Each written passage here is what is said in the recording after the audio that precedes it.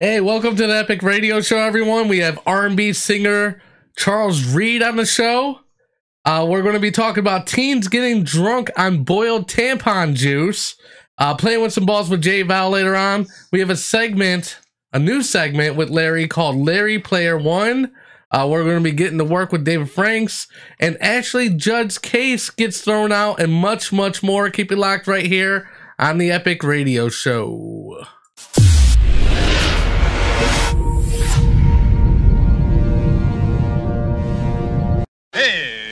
It's showtime!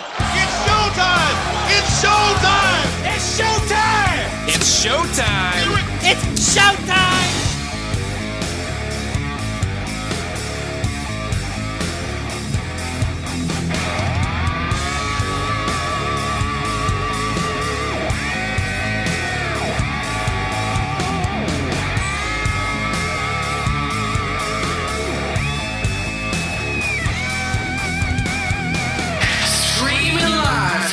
Studios, Cleveland, Ohio. It's the Epic Radio Show. Let's get ready to make life epic. Welcome everyone to the Epic Radio Show. Thank you for joining us this Sunday morning. I am your host, Epic. We have Ashley in the studio. Hi. Damn. And then we have Larry Brazil. I was not expecting a baby cry for that. Okay. Me either, but that's cool. Whatever. it is what it is. This is what I do. Let him do what he wants. They gave me buttons, so.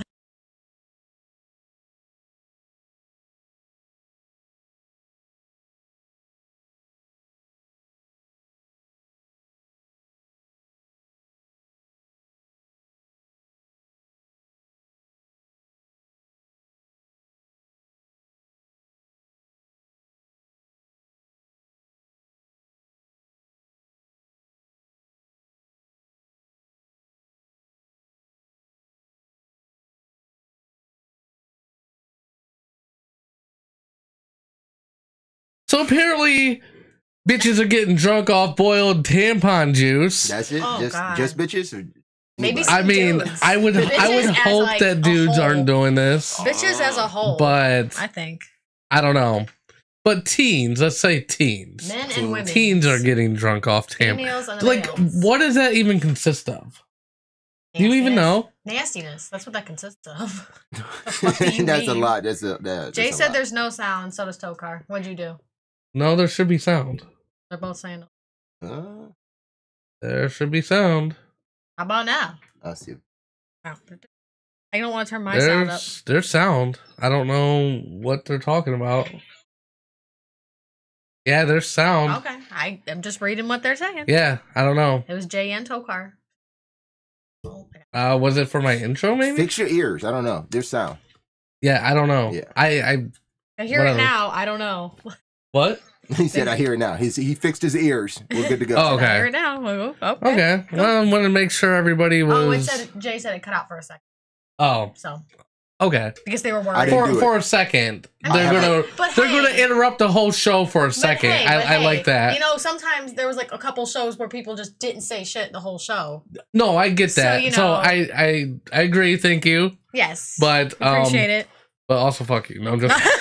Oh, fuck you, I'm 'cause it's joking. I'm Jay. joking. I'm Fuck joking. Jay. Jeez. Well, Jay, let's talk about this real quick before the boiled tampon juice that I Ew. feel like he was been sipping on a little bit. We have to wait till the water boils, so yes. Yes. You have time. Yeah, so listen to this, okay? So Jay randomly gets us little gifts and stuff, which is really nice. He's a good guy like that. Yeah. He just But he's the worst at keeping secrets ever. Like he got this blanket for I guess technically me and Ashley. Technically, But he told he told me it was for you. But you But- can fit under it if you wanted to. Yeah, Is that I big? guess. Is Yeah, that big? exactly. Okay, Yeah. Okay. So he's all like, "Oh, don't tell Ashley."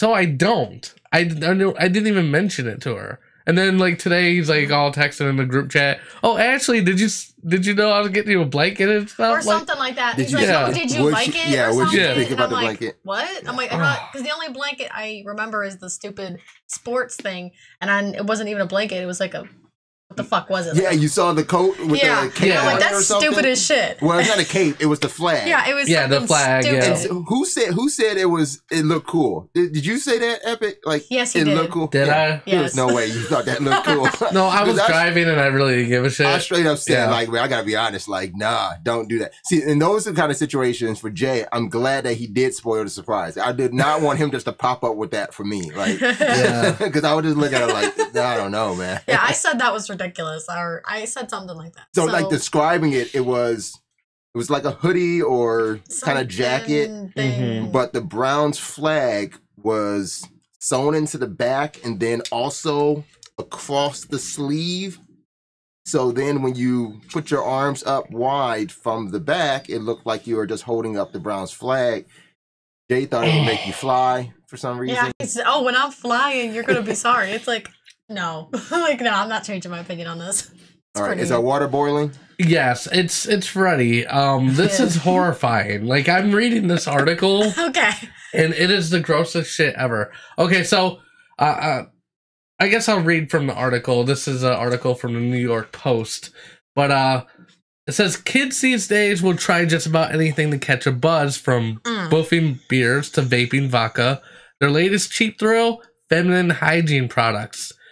Teenagers in Indonesia So gross. are collecting menstrual pads and tampons, often of the used variety, and boiling them, allowing the mixture to cool, and then imbibing the resulting liquid. So they are literally boiling used tampons and drinking the liquid from them. That's so nasty. There's a lot to take in there. Like, literally. Like, I don't... Jesus. That's just, yeah. What is that's wrong with disgusting. What the fuck is wrong with can't you? even People? take What the it fuck is anymore. wrong with you people? I can't take it anymore. I'm a little I bit don't more- want to end. I'm more concerned about the fact that they said on occasion, or like on most occasions, they're used. So Yeah. is there like organic form or something? Like, I don't did get you- what boiling. I mean, I What? guess you're boiling out all the. Oh my! I don't know. It's like, I don't know. This is. Horrifying. I can't even put into words how I feel right now about this. Well, Oh my god. is there? So are they finding that there's some like benefit to doing this, or is it just going to tweak them out? Like, I don't know. I think it's just for the effect. I Is don't this like think- the whole compote? What do they call that stuff? Not compote. Not what is this? The thing that you make it out of poop.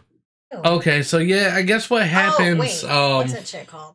What's that shit called? Yeah, The National see, it's Narcotics shit. Agency in Indonesia says it's the chlorine used to sanitize menstrual products that's getting the kids tipsy, giving them hallucinations and a Oh, feeling of Jesus. flying. What happened to Just- like regular, like what happened to mushrooms and like Well, you Well, was I'm stuff just like saying, that. just get a bottle of bleach. Like, you're going through used tampons to get some chlorine? well, and the thing is, why don't you just buy I just don't know. an unused box? The chlorine's in the tampons already. Well, I think that's what you were saying earlier. That's what had me confused. It's like, so you had this clear version, then you have this, like, wine cocktail Yeah. version. I don't That's so know. gross. I guess they wanted a little color. Ew. I don't know. Oh my god. There's so many more. Go to your local public pool if you need chlorine. Stop if you need it. that fix of chlorine. Just stop. Just stop, people, Stop it. please. That's like, fucked up. What the fuck's wrong with you? I'm losing all faith in humanity right now. Don't. That's just the teenagers. They might learn from. No, they won't. Did you ever make such a No. gross mistake No, in your teenage never, years? never. Nope. Now wait, Can't where even- is this taking place at again? Indonesia. Indonesia. Okay, maybe Just a little better. maybe it doesn't skip the pond. Maybe we're okay here. I mean, it's probably like, they're hardened after like All the things they've 10 been through. years of working in Nike plants and shit. Oh shit. Oh man, no. Yeah. He's like, yeah, no. They're fed up with their bosses and shit. We're gonna do Tired of that. this 5 cents a day. See, I'm wondering. I guess if it's Indonesia, is there like a chlorine shortage? And maybe I don't know. Maybe this is the last resort. I don't Yeah. know. This is gross. I don't want it. He got hooked on Lysol and had to just move on to Tampax. mean, most people did back in the day when I was a teenager was like huffing stuff, you know, like, yeah, it was like you can do like, well, I mean, I don't know. Yeah. I don't know I have no idea. But what I hear is Lysol is appropriate. Why? Why are you saying this right now? What? Oh, don't do this at home, people. Did I have to preface that? Yeah, don't do that. Don't. Huffing was another thing. I don't know if they still do that kind of stuff now, but I say no chemical. Go get some natural stuff, man. Like I said, what happened to mushrooms? Isn't that you know, just like, yeah, that's what I'm saying. Like, what happened to like the normal drugs? Like, I'm sure there's good weed dealers in Indonesia. I'm sure somewhere. Because I've heard rappers talk about it. I think they deal more in opium. No. True, but I'm just saying, like, I'm blowing on that Indonesia, you know, like fucking. Oh, okay, I got you. You know what I'm talking about? Like, yeah, like I heard they got good weed there. I'm not black all the time, but I got you. Yeah. He's not black all the time. Only but I've got soul though. Half the time, you know. I've got soul though. I have no soul. You're soulless. I am soulless. I don't know what that has to do with that, but okay, that's fine. That's the soul. That's the soul? Yeah. Okay. That's fine. Sure. Let's go with that. So is there anything else you want to say about this disgusting shit? God. This Coming to Whole Foods near you? Snorting Tommy. Yeah. Tommy Parker said snorting Lysol instead of Tide Pods? Like, wasn't it when they didn't they ingest? Oh, I guess so. Like what? Did they But you know, with the Tide Pod thing, excuse me, they weren't getting high or nothing. It was just to do something stupid on camera. Oh, why would you do something and not get high? Like, you're missing out on that. At least.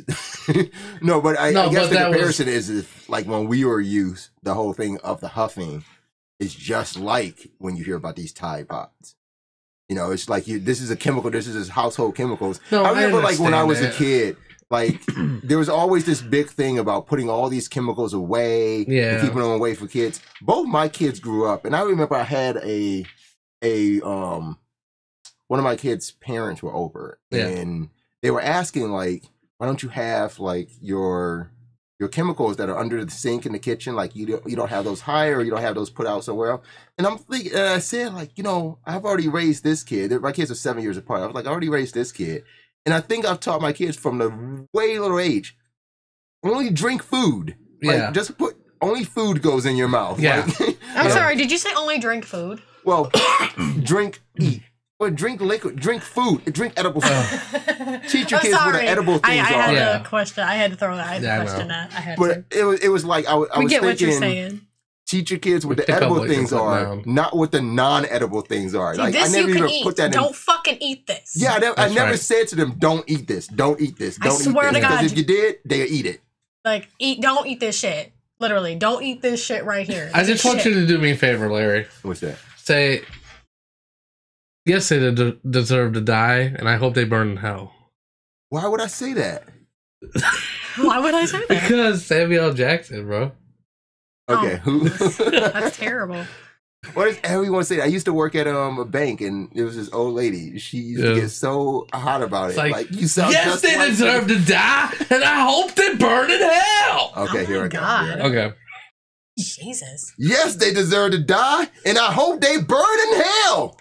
That's pretty good. That's pretty close. I have no idea what we're talking about. It's Samuel L. Jackson. He kind of looks like well, he kind of sounds like him. I'll get more lines. We'll do more lines later. Yeah. I just didn't know where that came from. Not drug lines, so you know what I'm saying? Go ahead and answer. Yeah, someone's wanted to call me. Sorry, we were talking so much. Oh, man. Someone said, just swag TV. They commented, said, I accidentally drank bleach as a kid, and I'm like, oh. That's terrible. That's terrible. I think I did too, man. You know what? That doesn't even surprise me. You probably did it on purpose. You were probably just like, you were probably a suicidal toddler. Like, no. I'm just going to do it. Yeah, I don't know. I'm just going to do it. Shot. Everybody. Yeah, that's where I went with that. So we have Medic on. He wants to do a freestyle for us. Oh, what's going on, Medic? What up, brother? How you doing? We're doing good. What do you got for us today? Man, let me know when you guys are ready. I'm excited. We're ready. All right. Put the crystal to the flame. I'm losing myself. It's hijacking my brain. It's just taking me away like the devil's here to stay.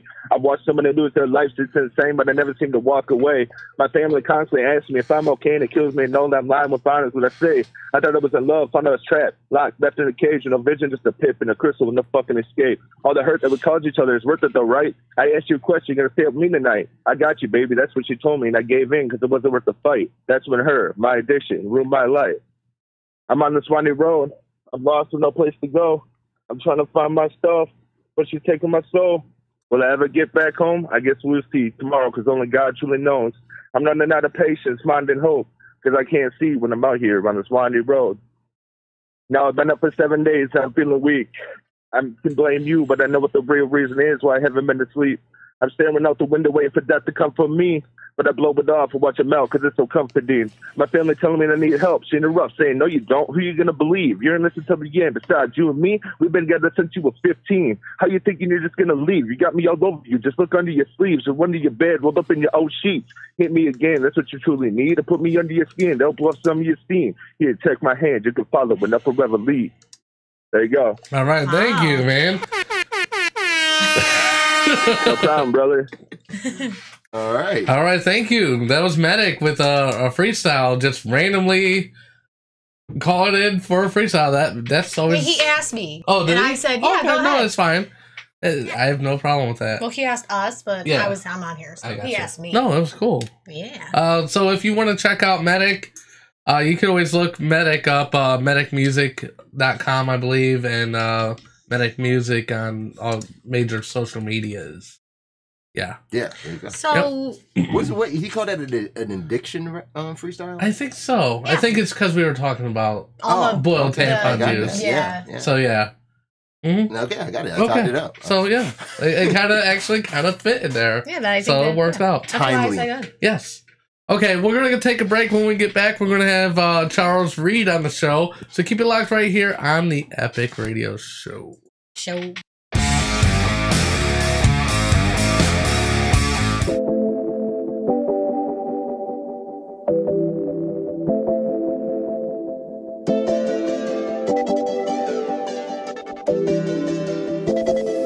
We don't need no Netflix song. You know what we came to do, what we came to do. The feeling way too strong.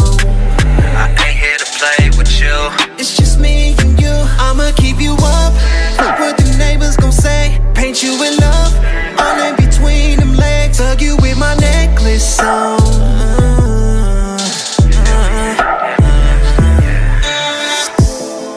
No need in wasting time. You know what we didn't came for. Let's get this case and filed. All these bottles got this pain. Girl, you know what I'm on. Don't need to explain it, cause both of us grown. If you don't want it, I leave it alone. It's all in your eyes, it's all in your tone. You came with your friends, I want you alone. You playing the fence, I'll show you the road. Let me get you in your zone. We don't need no Netflix. Girl, I wanna get straight to it, baby. It's gonna be electric. Yeah. Have you throwing tantrums on it, lady? I'ma keep you up. What the neighbors gon' say? Paint you in love. All in between them legs. Hug you with my necklace on.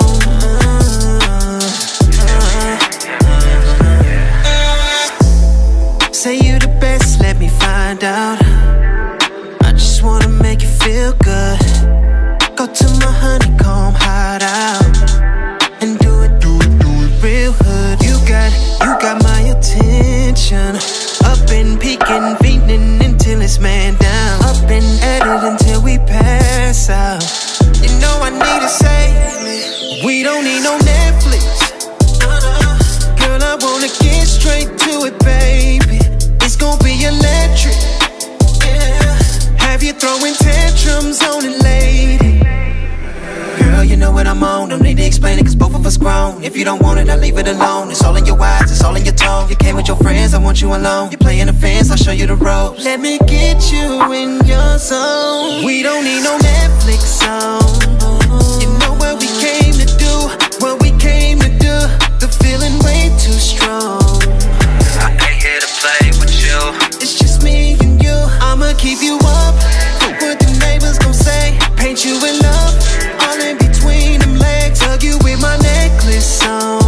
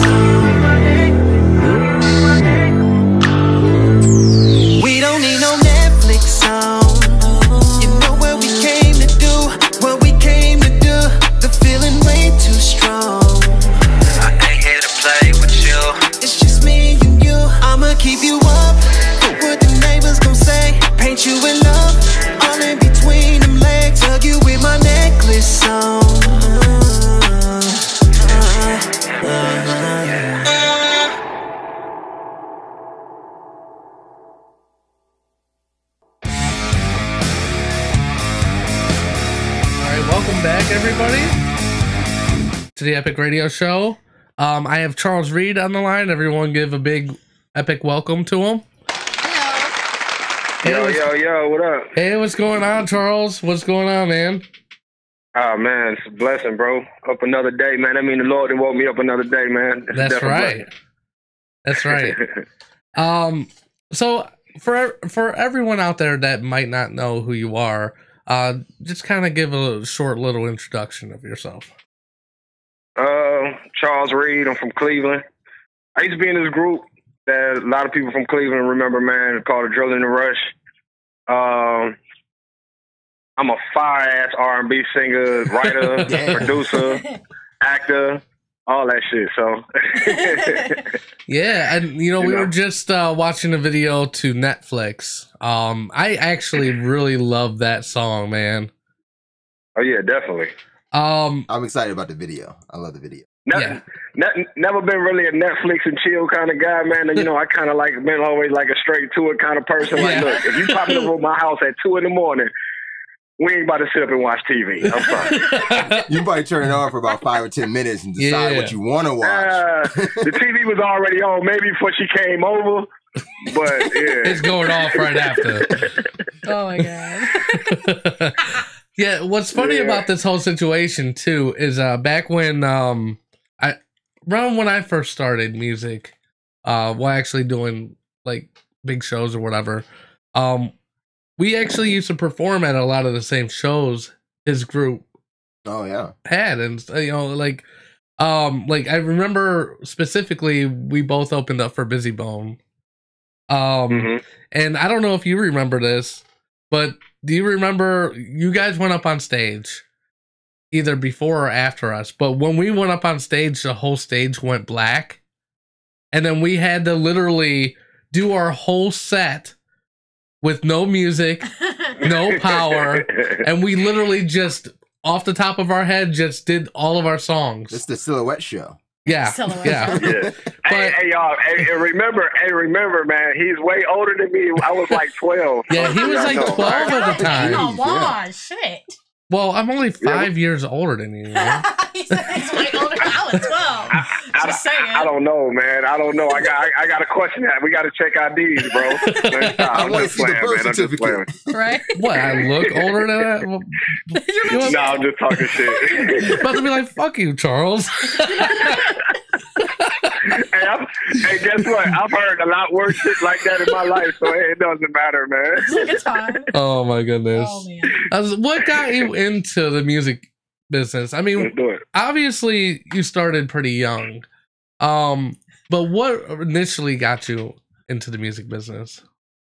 I don't know. I always loved music, man. I've been singing in church since I was 4. Okay. So, and my mom sings too. So she used to just sing around. She used to sing around the house. She never tried to pursue it or nothing. She was a school teacher, but she used to sing around the house and stuff like that. Then my dad was a manager of a group from Cleveland called Odyssey and Company when I was a kid. So that's awesome.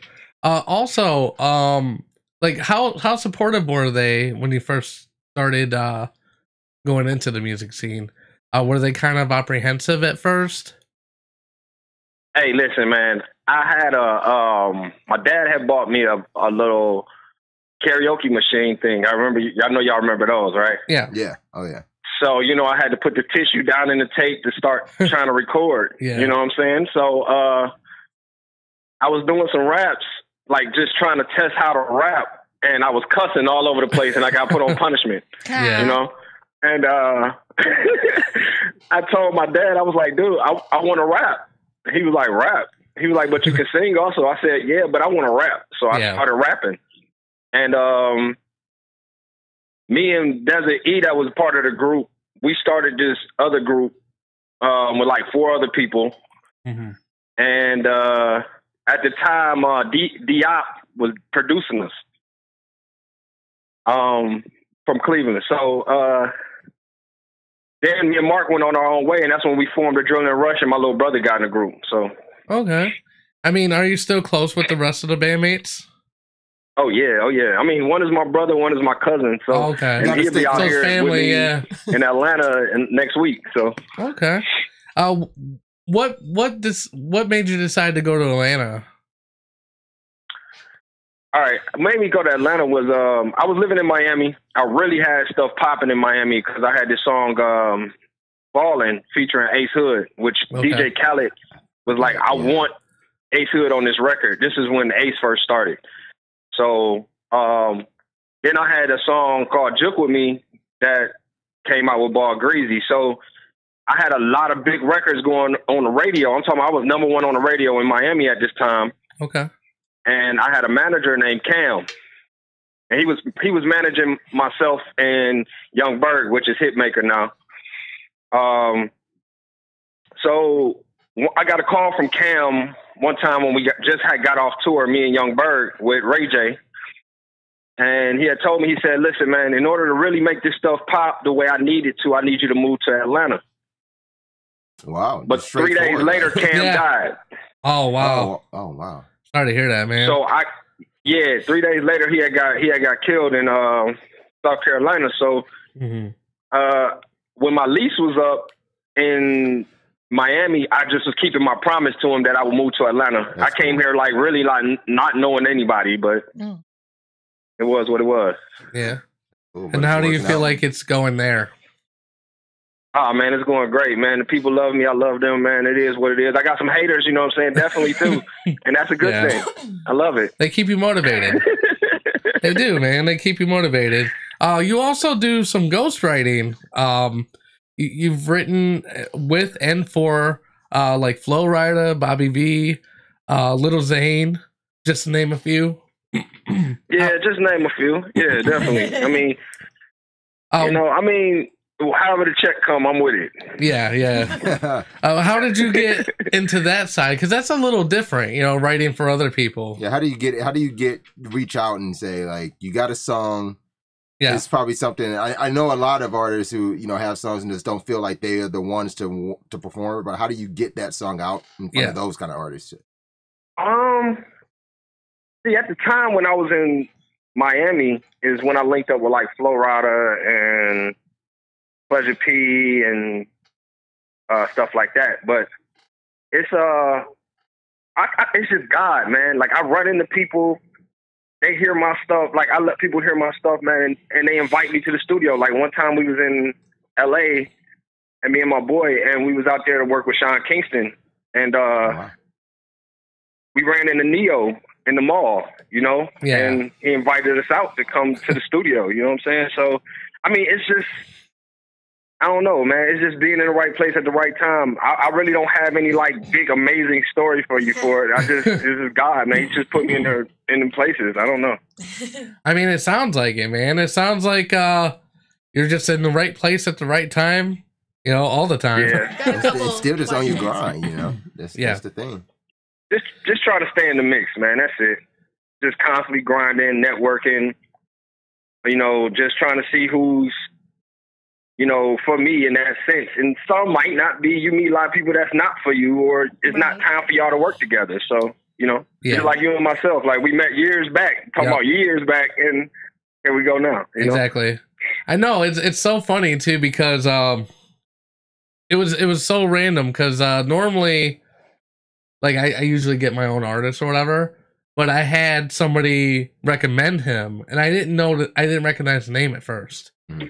But then once me and him got to talking and stuff, and then I started looking at his profile and realized who he was, I'm like, oh shit, I know who you are, man. Like, we, you know, because we've met, you know, we've done shows and stuff together. You know, it's kind of crazy how everything kind of comes back full circle. You know, I got a couple questions. Yeah, there's a couple questions from the listeners. Just Swag TV. What does Charles think about King of R&B title? Can an indie artist be title over? I think the title's overrated. I believe everybody's gonna have their opinion on who they think is their favorite artist. I mean, the king of that genre. You're cutting in and out. You know, I mean, because people can listen. Check this out. You can go to Jack Lee's profile. Charles, we're losing you. They're gonna say, "Hey, you're the GOAT." Like, listen, man, it's just overrated, man. I mean, now people not. I just personally, if you was to say the king of R&B, I mean, sales wise, it'd be Usher. You know what I'm saying? And yes, an independent artist, he can call himself the king of R&B. Does that mean that's what it is? Does it mean Usher's the king? Hell no. But I mean, yeah. I mean, but that's everybody's opinion. You see what I'm saying? So yeah. I mean, didn't Omarion say he was the king of dance or something like that? Or did he? Or did Chris something Brown? Like that? Chris Brown one of them said that. I mean, honestly, I would put Michael Jackson in that category too because he created something. Y'all picking up real bad on my line. See, it was the opposite for us. Opposite for us, yeah. But I know if I think of king of R&B, Usher didn't actually come first to mind. I'm sorry, I can't hear what y'all saying. The phone breaking up. Okay, you want to call him back? Get a better signal? Yeah, you know what? We'll call you right back. Call you right back. Hopefully he hears that. Yeah. I don't know why that does that sometimes. No, it's like it's like random too. Yeah, I think what it is just networks and all that stuff. What was the other question? So I know to ask them. Is writing better or more lucrative than performing? Okay. Well, usually, performing. Just so I could probably answer that. Usually, performing is definitely more. He wants his opinion. No, I know. I gotcha. We don't care about what you got. Yeah, nobody cares. But you're just the host. Are you back? Yeah, I'm back on. Okay. I'm back on. There was another question also. What do you feel like is more lucrative, writing or performing? Well, both, because even though you write, you still gotta wait on that check. And when you out performing, you get your check right then and there. So it's just about getting the bookings and also getting the opportunity to write. So I mean, both of them are very lucrative, but you're gonna see more money over time as you get older, and stuff like that off of your writing credits. You know what I'm saying? That's true. Yeah. I always made more money off of shows. Yeah, I got a question for you, Charles, too. It's like the idea that I'm seeing a lot of artists and music, because like that's the question. That's where the question comes now. It says like, what's more lucrative, writing or performing? But in the mix of that, there's not this conversation anymore of selling actual albums. So, how do you feel about that whole shift over these past, decade or decade and a half of where it's no longer about, selling the albums. It's just getting your music heard and then making the money on the road or, like you're saying, writing. I think it's smart. I mean, because I could send you a link and you're going to choose if you want to listen to it or not. So when you listen to it, me as the artist, I get paid. Either it's a couple cents or whatever the situation may be. But back then, you would have to go buy the album just to hear it. Yeah. You know what I'm saying? Yeah. So I can share it with you, and it's up to you if you want to listen to it, which I advise for everybody to go listen to Charles Reed. But I do too. Definitely. But us as the artists, we get paid, but it really goes off of the streaming. Like, one single sale is 1,500 streams. Okay. That's what it counts as. So one single sale is 1,500 streams when it comes down to it. So you got to think about the money that's being made. See, and I think a lot of the public doesn't realize, like, you know, they think streaming is not supporting the artist, you know, and it's more like I don't need to go do that. You know, I support a lot of local artists now too, and when I say, like, you know, go stream this, go add this to your playlist, go listen to this, it's like, well, it's not really supporting. How do I buy the album? How do I buy the album? It's like, no, you really still are. Like, you just go listen. Yeah. Another question. Yeah, there's another question. What's new for you in 2019? Where does he see music trending, and what direction is he? And you know what? That was actually a question I was going to ask him myself. Sorry. Oh, go ahead. I want to hear what you're saying, bro. Go ahead. I was having kind of like an attack. I don't know, an attack on my vocal cords or some shit. Yeah. So, no, I was going to ask the same thing. What's new in 2019 for Charles Reid? Oh, what's going on for Charles Reid? All right, well, I got a project about to drop right now. With me and Faded Moolah, we about to drop a project. It's like almost like best of both worlds. Okay. I got my project, the third, which I was supposed to drop last year. I had some little issues with production and producers, so I got all that situated. So I'm going to drop that this year. I got a project coming out with DJ some more. Yeah, so I got a lot of music, and a lot of these songs are already like recorded. So, and we just pushing for the team. It's all about Reid Camp. I'm creating some stuff for like the kids, and you know, and for the community. Also coming back to Cleveland, doing some things here in Atlanta and Miami, a bunch of other places. So, I mean, it's a lot of stuff going on. Plus, we got this tour starting, which is starting February 11th, you know, where we start out in Cali. So we got a lot of things going on, man. So, I mean, me and the team just working and grinding and constantly just, you know, trying to make it work, man. I mean, that's all it is to it. We just taking it day by day because tomorrow ain't promised, you know? Exactly. Also, we talked about this on the phone. When he does come to Cleveland, he's going to let us know and possibly give us some tickets to give away on the show. Oh, it's gonna be awesome. Yes. Oh, definitely. So that's gonna be awesome. Maybe we can work out some sort of VIP pack along with that, you know, to try to support you. He has multiple singles like on YouTube, all over. I mean, I have the list of a lot of them now, and I mean, he has got endless stuff. So definitely check him out on YouTube, Instagram, Facebook. I believe you have a Twitter too. Are you on the tweets? Are you on Twitter? Am I on what? Twitter. Oh yeah, I'm on Twitter. Is that Charles Reid? Yep. Find him on YouTube, Facebook, Twitter, all the social medias.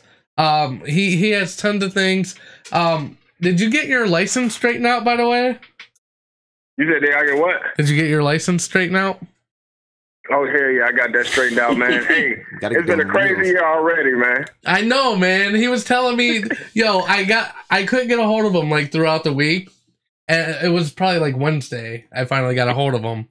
Man, you want to tell the story or no?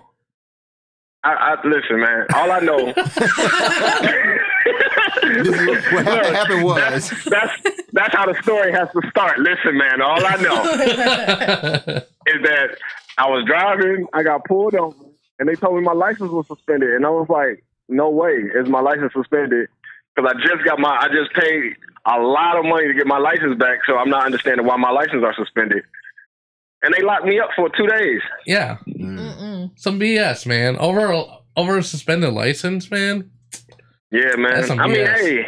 I remember that's when I wrote that. That's when I wrote that thing like jail is hell on earth. It is, man.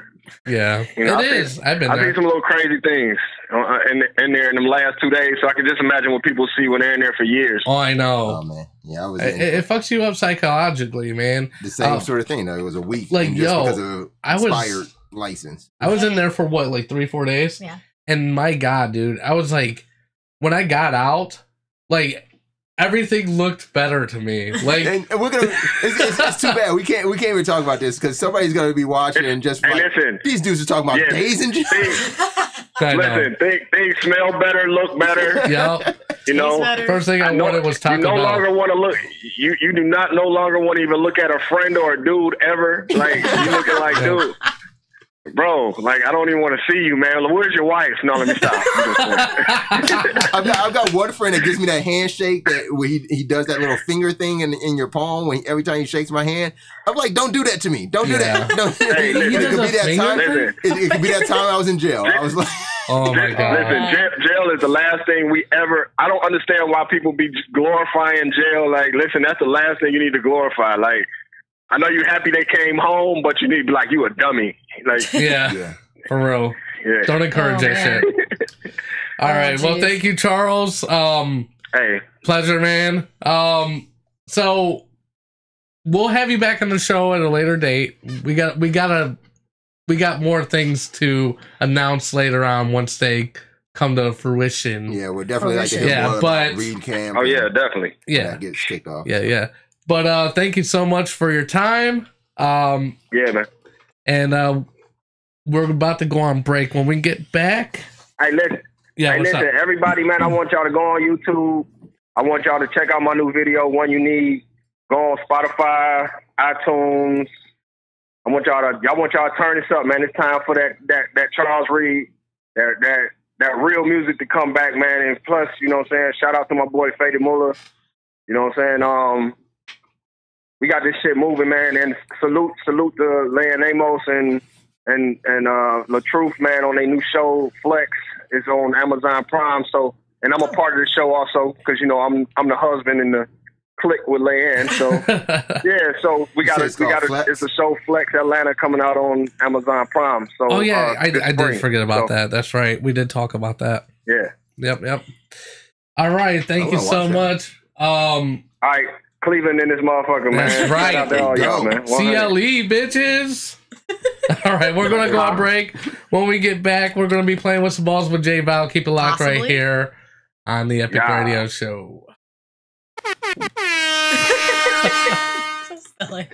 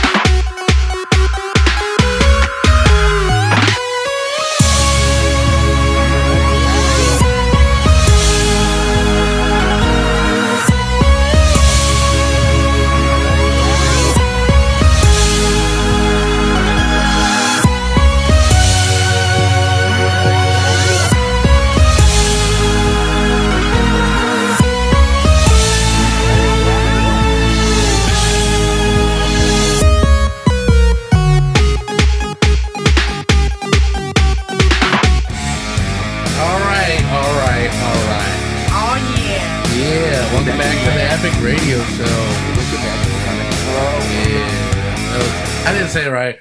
It was supposed to be. That was a really, all right. All right. What the fuck, man? What is wrong with you already? Shit. I'm gonna try to go outside, but man, I don't think it's my connection. It's gotta be, dude. We just it's had always you. A great call before I don't know. I talk clear on anybody else's. Hold on. You know, you're live right now. Hold on one second. You're live. He's just trying to put all the blame on us. I know. It's always our fault. It's not a big deal. It's just a connection. You know what? While we're waiting for him to get his shit together, we're waiting for his balls. Let's do this playing with balls intro. Oh, we can mess it up this time. Yeah. Yeah, buddy. I'm not even muting it. Fuck it. Balls. Hello. I don't even balls. Yeah. Balls. Playing with balls. Playing with balls. Oh my god.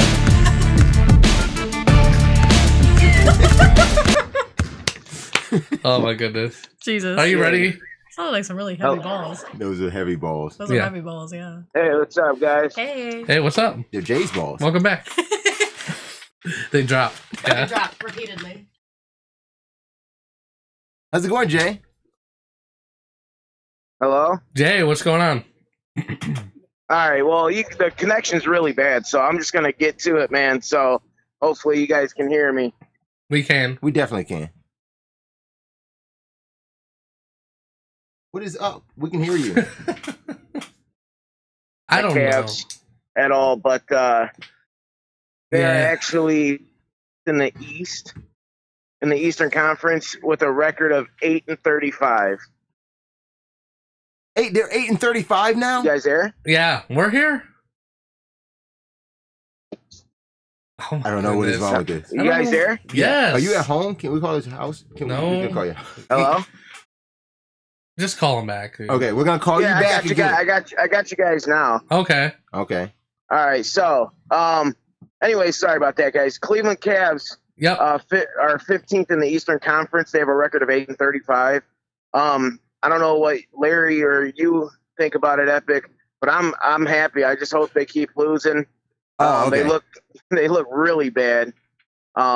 Is 15th last in the like East, I said, I kind of want that first overall pick. And it's probably going to be between us and the Suns, so hopefully we get the first pick. I'm fine with number 1 or number 2 pick, where we'll either get R.J. Barrett or Zion Williamson. What do you think about that, guys? But if we get Zion Williamson, what does that do for Colin Sexton? Huh? What does that do? Where does that put Colin Sexton? Yeah, we got. So where does that put him? I'm sorry, what did you say about Colin Sexton? Isn't it a waste to have gotten him? Like, what are we doing here? Like, why would we go get another guard? I mean, so I can't. Hey guys, I can't even hear you. We're about to call you back when you're asking me the question. Calling you back. Yeah. Well, right now in the Eastern Conference, the Raptors are number 1. What was funny about that was just a week ago, Bucks were, which was really surprising to me. Yeah, they dropped. They dropped the last 3 or 4 games. Yeah. In the Western Conference, the Nuggets are 28-13. The Lakers are all the way at 8. Yeah, they just gotta make sure they stay in that spot. I mean, all he's trying to do is get to the postseason. So, all right, there we go. I got you. Oh my god. Yeah, man, it sounds way clearer now. There we go. So I was asking, where does that put Colin Sexton? If we're talking about 1 or 2. What do you mean, Colin Sexton? Well, R.J. Barrett is a small forward. Where's the other guy you mentioned? He's a guard, right? No. Zion Williamson is a power forward. Oh, they're both forwards? I thought one was a guard. I mean, I guess if we need another forward, I don't know. I'm not down with losing. I hate these kind of seasons where it's just I do too, man. I do too. But here's the thing, man. A player like Zion Williamson doesn't come along that often. Trust me, man. I'm with you with the losing. I used to support the Cavs when LeBron left. I used to go to mad Cavs games. But you know, like I said, Zion Williamson, a guy like that. will turn around the franchise immediately. Well, I mean, let's go for it. Yeah, so I mean, if we can, because I mean, they said they thought the same thing with Kyrie, and it still took LeBron to come back to help. Yeah, that. exactly. Well, Kyrie's a point guard. He's not. You can teach. You can't teach physical freak. You know, I mean, that's something you're born with. Yeah, I mean, it's the athletics. It's the athleticness of a forward. And Kyrie is still like arguably one of the best point guards in the league, though. I used to think that, but I just don't think that anymore. I just can't. I still think so. I think he's probably, if not the top spot, but like number 2. I mean, if point guard of the league. I don't think we paid enough attention to it when he was in Cleveland. He is fragile as hell. Like, it's not. Kyrie? Yeah, it's Kyrie. Yeah. Yeah, he's very injury prone. And we didn't pay attention to it enough. Every year he's been in the league, so I mean, he is very injury prone. And the Celtics, honestly, they could probably get rid of him. And yeah. Just fine. They're at a point to. I mean, if you talk about best point guard, it's going to be Steph Curry. But outside of that, I don't know who your guard would be. Russell Westbrook, but Kyrie's not in that conversation to me anymore. You don't think so? He hasn't proven. He still cannot prove anything. And he just keeps getting injured. Yeah, he keeps getting injured, but when he is healthy, he's putting up points. He's putting up. Yeah, but he's not. They're not always necessarily wins either. I mean, he's playing on a team where, like Jay said, they're a little bit more productive without Kyrie on the floor. Yeah, exactly. I mean, that could be just a personality mesh or something like that. Yeah. Well, Kyrie is a ball dominant player. Yeah. So, you've seen he as far as assists go, they're pretty low. Point guard, that's supposed to be one of your best categories. As a point guard, and Kyrie just was very low on assists when he was with the Cavs. Mm-hmm. He wasn't. He's a ISO type player. Yeah. So I mean, he needs the ball in his hands. As where the other guys on the Celtics, they're unselfish. They pass the ball. Guys like Jason Tatum and Jaylen Brown. Right. No, I said I don't like Kyrie anymore. It's just not my cup of tea anymore. What else we got, Jay? All right. So, anyways, next game for the Cavs is at the Lakers, and LeBron won't be attending that game. He is actually hurt. He actually has a sports hernia. And this is actually the first time LeBron has had an injury that's kept him out some substantial time. So his last game was Christmas Day, and he hasn't been in the lineup since. So, you know why he's got a sports hernia? Why? Because he's used to being in Cleveland in the winter. And now he's in all that goddamn heat, and it's January, and his body does not know what it's doing. I guarantee it. He has moved to an entirely different climate, and when he put all that when he puts that physical stress on his body like he does in the season, midway through, he's used to being in cold weather right now. Yeah, so exactly. You're right. Different. Climate change. He's used it. But I mean, it is what it is, man. I mean, we'll see when he comes back. Hopefully for the Lakers, they can stay afloat without him. They've been doing pretty good, and they've actually looked better with LeBron off the court. Oh, okay. That's weird. Yeah, LeBron and Kyrie might need to find new teams next year. Yeah. Well, would that be some shit if they end up being back together at the Sun in the Phoenix? Yeah, for the Suns. Yeah. Well, when you're like I said, when you're a ball dominant player and you go to a team that's used to having to share the ball. Sorry. It's they got to find a new way to play with a ball dominant player. But anyways, on to the bread and butter, my favorite topic, football. Cleveland Browns. I don't know what you guys think of this. They finally found their head coach. They hired Freddie Kitchens. Well, dude, I mean, it's going to be heating up in the kitchen with Baker. And with the brownies Baker in the kitchen, right? Baking brownies. It's like a marriage made to happen. Yeah, I just think like them finding their head coach is is likened to them just like losing their keys. It was in the kitchen the whole day. Yeah. You know? You just didn't know. Yeah, exactly. That was a good joke. Yeah. God damn it, that was a good But joke. you know what, man? If it was between keeping Greg Williams, losing Freddie Kitchens, or keeping Freddie Kitchens and losing Greg Williams, I'm happy with the decision. Why couldn't they keep both? Because he's not going to go back to he's not going to go back to a defensive coordinator position, and he's not going to be trumped by someone else that was on the staff that's only been an offensive coordinator for like a couple weeks. And Greg Williams gets butt hurt because he did the job and then got the wins. Mm-hmm. Freddie Kitchen was just the OC. Yeah. But at the same time, to be honest, Greg Williams was a part of that whole Hugh Jackson thing. Yeah. They just wanted that out of the building. They didn't want any part of Hugh Jackson in that building. Now Greg Williams has on his resume, 7-8 games interim head coach. That's what he needed when he left New Orleans. But now he's got that, and he can go somewhere else. Yeah, but see, the thing is, he's been a head coach before. He's going to be the defensive coordinator for the Jets now. For the Jets, so he didn't even get an offer for a head coaching position. I thought he would get it from Green Bay. I thought the Green Bay would look to him, but maybe I thought so too. But anyways, the losing Greg Williams, I'm very happy with the hire that they've got. Yeah. Steve Wilkes from Arizona his defense is just like Greg Williams. He's aggressive. That Arizona defense, if I believe, was in the top 5 or 6 in a lot of categories. And they don't even have the young studs that we do on defense. So imagine what Steve Wilkes is going to do when he comes to Cleveland. So Kitchens isn't going to hire an OC? He's just going to run the offense? As of now, yeah. But, hey, you know what? That's what got him the job. And if he needs to play the calls, I would say hire someone that can actually help him with clock management and stuff like that if he's going to call the plays so he doesn't have too much on his plate. But, hey, if Freddie Kitchens wants to call the offense, man, I'm all for it. I heard a rumor every category went up, shot through the roof when he took over as the offensive coordinator last year. Well, I heard that Condoleezza Rice was going to take over. Oh my gosh. No, I mean, on all seriousness, though, I heard a rumor last night that they're talking about Chajinski.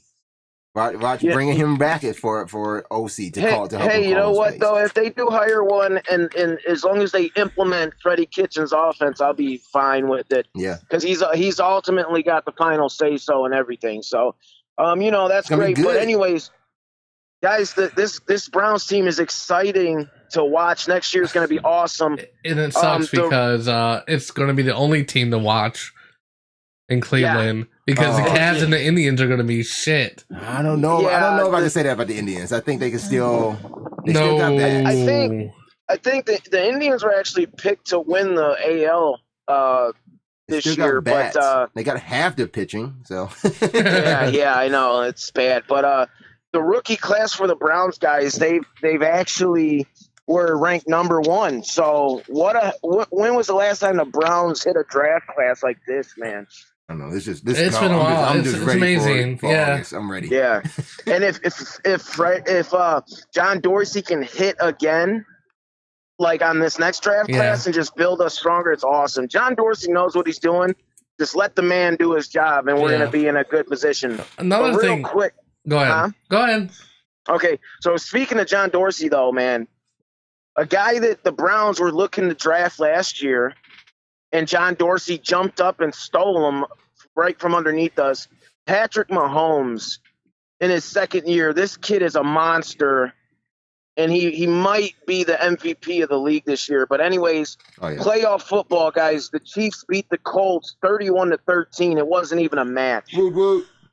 And it's the first time that the Chiefs are going to the AFC Championship since 1993, guys. Yeah, it was a good game yesterday. I wish I would have saw more of it. I was just kind of tuning in and out of it, but Mahomes is just on fire. I mean, this guy, when I'm watching him, I love Baker Mayfield, and I'm excited to see him in his second year because I believe he's going to just go off. But Patrick Mahomes, I was sitting there yesterday like, man, that guy was almost a Cleveland Brown. Yeah. I'm like, this kid's amazing. 50 touchdowns in his second season, man. We would have loved him here too. Oh man. Oh yeah, we would have loved Pat here, man. He's got moxie too. He's very humble, and the kid he makes no-look passes, man. I mean, I don't – he's crazy. So the Chiefs are actually going to move on to play the winner of today's game, and I'll get into those in a minute. But the Cowboys and Rams yesterday, Rams beat the Cowboys 30-22, and the Rams had 273 rushing yards, man. That's a record. Still couldn't win. Huh? I said and still couldn't win.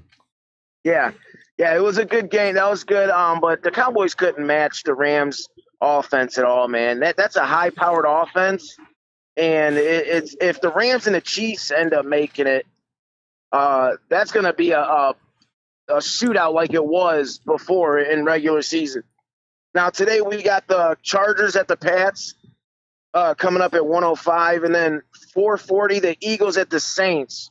Now, who's your guys' picks for those games, guys? Go around the table. Let's hear your thoughts. All right. I'm gonna go. So Eagles and Saints. I'm still gonna say Eagles. You think they'll pull it off? Yeah, it's Nick Foles' time of the year. It's always this is where it is where he comes out. You know, he's like that quarterback that's shitty in the regular season, but you put him under the lights and the guy just comes out of a shell and just like is amazing. And I'm gonna take the Pats take the L. It'll be the first time in 8 years they don't make it. Chargers to a championship game. Yeah, I take the Chargers. I'm taking the Chargers too, brother. I really think it's their year. Phillip Rivers, I'm actually riding with him all the way through to the Super Bowl to the end, man. I think it's his time. I want him to win one, and he's got the best team he's ever had to do it this year. And I think he's gonna have that chip on his shoulder. I think Brady has the worst team he's ever played with in the playoffs, and I don't think Brady's going to be able to pull that magic out today. I really don't. And this is the end of the road for Brady, right? Yeah, I not think come so. back next year. He said he's going to play till he's 50, but we'll see. Shit, I mean, I'm tired of just looking at him. Yeah, what about you, Epic? I'm just tired of looking at him. I have no comment on the playoffs right now. I'm not following any of the teams that are playing, to be honest with you. It's not the Browns, so you don't care. Kind of, sort of. I know the Chiefs are playing horrible. We'll be there next year. Huh? I know the Chiefs are playing horrible, though. The Chiefs? No, they're great. No, the Chiefs scored 31 points, all rushing yard. No, they're horrible. He said, no, they're horrible. Shut up. No, I'm joking. No. Anyways, guys, great show. Don't get off the phone yet, Jay. What do you got? What's up? Do I have any questions? Probably, yes. There's some comments and such. Okay, go ahead. You like to kind of balls talk a lot. You talk about balls all the time. Well, Tommy Parker wants to know there's two questions that aren't sports related. He wants to know where you are today. I am in a it's been cold as shit in Charlotte, North Carolina. He was right. Okay. And he wants to know if the hat and the jacket fit you. Oh yeah, I like it very much so. And that's awesome. I'm getting a bunch of Ohio State stuff, so I'm pumped, man, to wear it. So yeah, that's awesome. Thank you. If you were wearing a jacket, why are you cold? I am wearing a jacket, but I'm not wearing the Ohio State one. That's back in my room at home.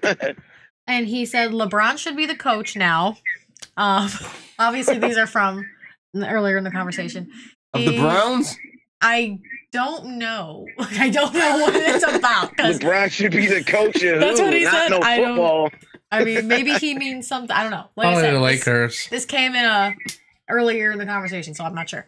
Okay. He also said Gordon should come back now. Now the Browns are baking in the kitchen with brownies. LMAO. Oh my god! That was a good one. He said, "Yep." Do you get that? Do you get that? Yes. Hold on, say it again. I don't get it. I got it. Okay, Gordon should come back now. Now the Browns are baking in the kitchen with brownies. I did because it was funny. I wanted to say it again because it was funny. That's funny. That's hilarious, man. Let's see. Yep, get the Browns line stoned before the game, then Baker and the kitchen brownies will win. Hey, so about the whole offensive line thing, their offensive line isn't really that bad. Since they probably need one more piece on that line, but Joe Bitonio on the offensive line is going to his first Pro Bowl this year. He was just voted in. And that line is actually the second half near the end when Greg Williams and Freddie Kitchens took over. Yeah. That line, there was 2 games where they didn't allow any sacks at all. They just signed a new guy to the O-line. It's actually, the line's ranked These two a pretty good day, ranking. Yeah, he just signed a new guy to the O-line. Somebody from Stanford. He's actually a friend of a friend roommate that went to Stanford, just signed with the Browns, and he's an offensive lineman. So they're putting the pieces together. Yeah, they're gonna build it up. They're gonna make. Trust me, John Dorsey, 1 year on the job. Look how he turned this thing around. And I say in John Dorsey we trust. And I think you let that man do his job, get out of his way, and we're gonna be like the Kansas City Chiefs. When he went there, he turned that franchise around, and look at them. They might be a Super Bowl favorite this year. So I'm excited. And that's all I got for you guys, man. And Gotcha. Larry, Epic, Ash, I'll see you guys when I get home. Yeah, buddy. All right, guys. All right. I love you. I love All the right. fans, man. All right, catch you later. Thanks, Jay. All right. He's walking out with his balls. That's right. He didn't even care. He's like, I don't give a shit about that right now. Fuck y'all. In other news, Other news. Not former ballers. resident apologizes for old tweets where she allegedly threatened to give Jews the wrong meds. Uh-oh. Former first-year Cleveland Clinic resident published a public apology Friday after the hospital released details of her termination for offensive social media history that surfaced in 2018. The employee, identified by the Cleveland Plain Dealer as Laura Collab, I'm guessing, Okay. Collab, maybe? Something. I don't know. It's last names are always difficult. Yeah. Ecolab. Was the subject of an extensive dossier published by the Canary Mission, in which the site chronicled alleged anti-Semitic social media activity between 2011 and 2017. Like all through that time, she was saying some shit. Yeah, shit. yeah, Damn. basically like fuck the Delete your Jews. tweets. God damn. Delete your yeah. tweets. Yeah. Fuck? Why would people? My question is, now that shit's getting brought up from like way back in the way back years ago. Yeah. Like, why are people not deleting their tweets? I guess Why are there's people services now that putting you can this on hire to do Twitter? it. You know, it's like, why are you putting this shit on? Like, if you think this is questionable, don't fucking put it on like social media. Well, I never people put- really didn't care back in the day, but I now mean, they I do. feel like everyone should care all the time. Yeah. Like, But see, nobody knew what. Like when you first gave somebody that new toy of Yeah. Twitter and say 140 characters, say whatever you want. Yeah, there's no filter. I'm not even on Twitter, so I don't give a fuck about that. She said she was younger back then, and she viewed things differently. And I mean, people change. whatever. Opinions change. That's fine. She said she grew up in Pakistan. Oh my god, Tommy. What's He that? said, "Oh, Hitler's great granddaughter." Oh my god. Fucking Tommy. No, Oh, Jesus. she grew up in Pakistan, and as you know, history and History. I just don't know watching the history. news. Do you know, Pakistan and Israel do not get along? What? I No know. kidding. Is that Palestine thing that they're Yeah. talking about? Yeah. And Palestine too. Yeah, Oh, okay. yeah. That's I hear rumblings. Yeah, yeah. That's that thing too. Man. But yeah, in fact, I believe she might be Palestinian, not Pakistani. Let me see. I'm trying to double check that.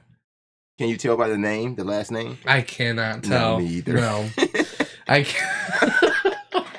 I thought it was a dead Oh. giveaway, but it's Right, not. right. Yeah, I'm trying to double check that. It doesn't really say where she's from.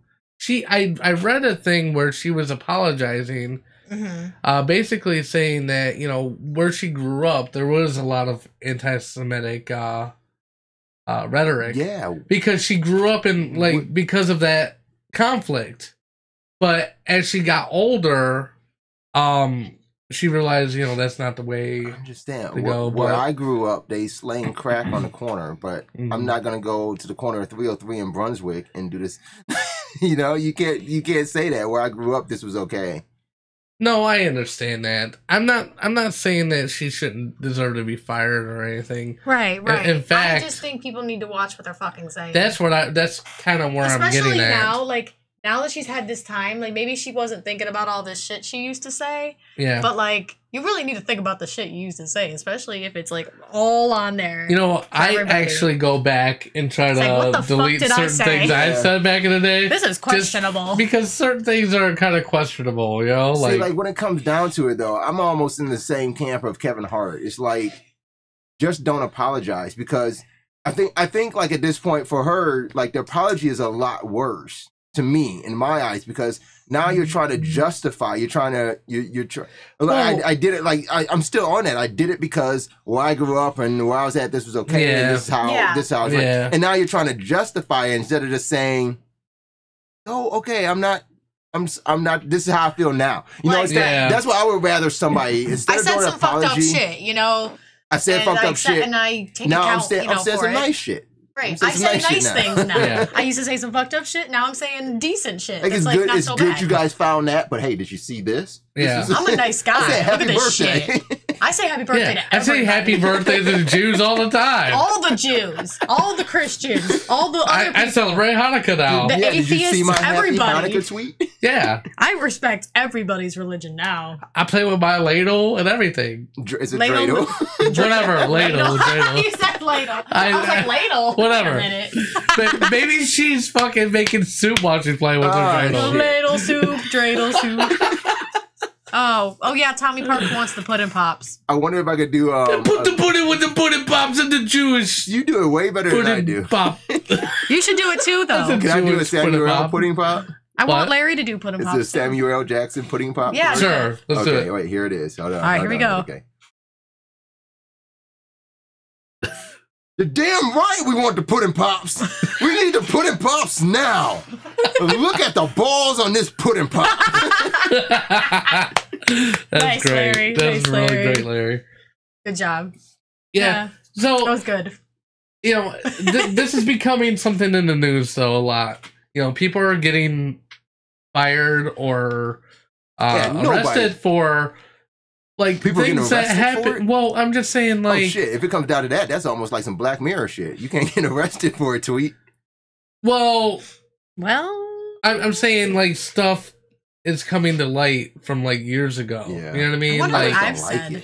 Yeah, that's what I'm saying. We got to go back. I wonder what the fuck I've said. I've only been on MySpace and Facebook. I was going back. So I remember just this week, there's this whole challenge of like going and finding your first picture and comparing it to your recent one. So I have this profile picture where I've just got my middle finger up. And I was just looking, through it with my wife, and I was like, this has got to be that moment where I was like, this is my fuck you month or something. I don't know. That moment in time. Yeah, but I didn't, there's something about it. I didn't delete it either because that was me then. Yeah. It's like, well, but that's what it was. Some stuff. I probably should go through my shit though. I know I say a lot of crazy shit. You say a lot of shit that's like a little questionable. I know that for a fact. You'll probably look back on yours even just a month ago and it's like, what the fuck? I know. 2 weeks ago, yesterday. But like, you know, like I don't have much of a filter. That's my problem. He has no filter. Yeah. You know, like I'm a good guy. I just don't always say the right thing. See, I feel like you're honest though. I mean, honesty is good. I mean, you're not. It doesn't always. Every situation to me doesn't call for extreme honesty that you bring, but whatever. What about those text apps that help you not send a tweet, but it doesn't tell you? Like, so there's this app that I think you can put on a text message, or you can add it to your. I think you can add it to Twitter too. But it will accept that you're typing something, and it will make you think it's sent, but it won't send. And for like 6 hours, you can set this time, but it won't send, and then it give you a notification like, "Did you want to send this?" Like, are you sure? So like if you had this drunk moment where you just texting all over the place, can use that. 6 hours later, you would get this notification like, "Hey, did you really want to send this?" Because we didn't actually post it. Like, it's not there yet, so you still have time to figure this out. And if it's not made yet, I just made somebody fucking millions of dollars. I mean, I feel like that's a thing. I feel like I've heard of that. Yeah. I feel like that's something that's... I mean, with the timer integration and everething, like, we really need to go and drill this down. Someone's listening and like, oh shit, I'm getting on that right now. I'm going to look that up right now. All right, we're going to take a break. When we get back, we're going to have crazy news. Crazy news. So keep it locked right here on the Epic Radio Show.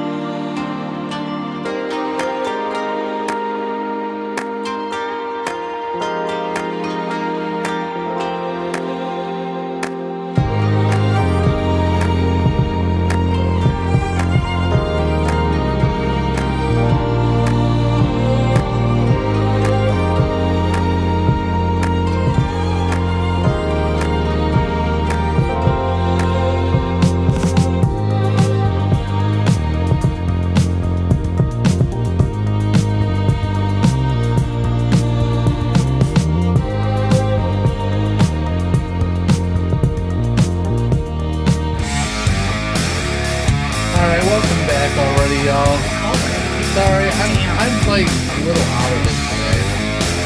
I've had this headache, and I swear, headache. like, just over the past few weeks, I've been trying to get over this shit, and I'm like pretty much over I don't it. know what the fuck, dude. It's just lingering. Things like you a lot. Sicknesses like you. Yeah. They don't like me as much. They're like, ooh, you drink a lot of water. I'm gonna get the fuck out of What here. did you think of Venom? Did you watch that yet? Yeah. Oh yeah. I liked it. You did? Yeah. It was We liked it. awesome. We watched it last night. Finally. Yo, man, I love Venom. Yeah. That was a great movie. I love that. Yeah, the girls wanted to watch it again after. This guy was like, I want to watch it again. You know, my son watched it again. Yeah. He watched it. We went to the theaters, and then we saw it.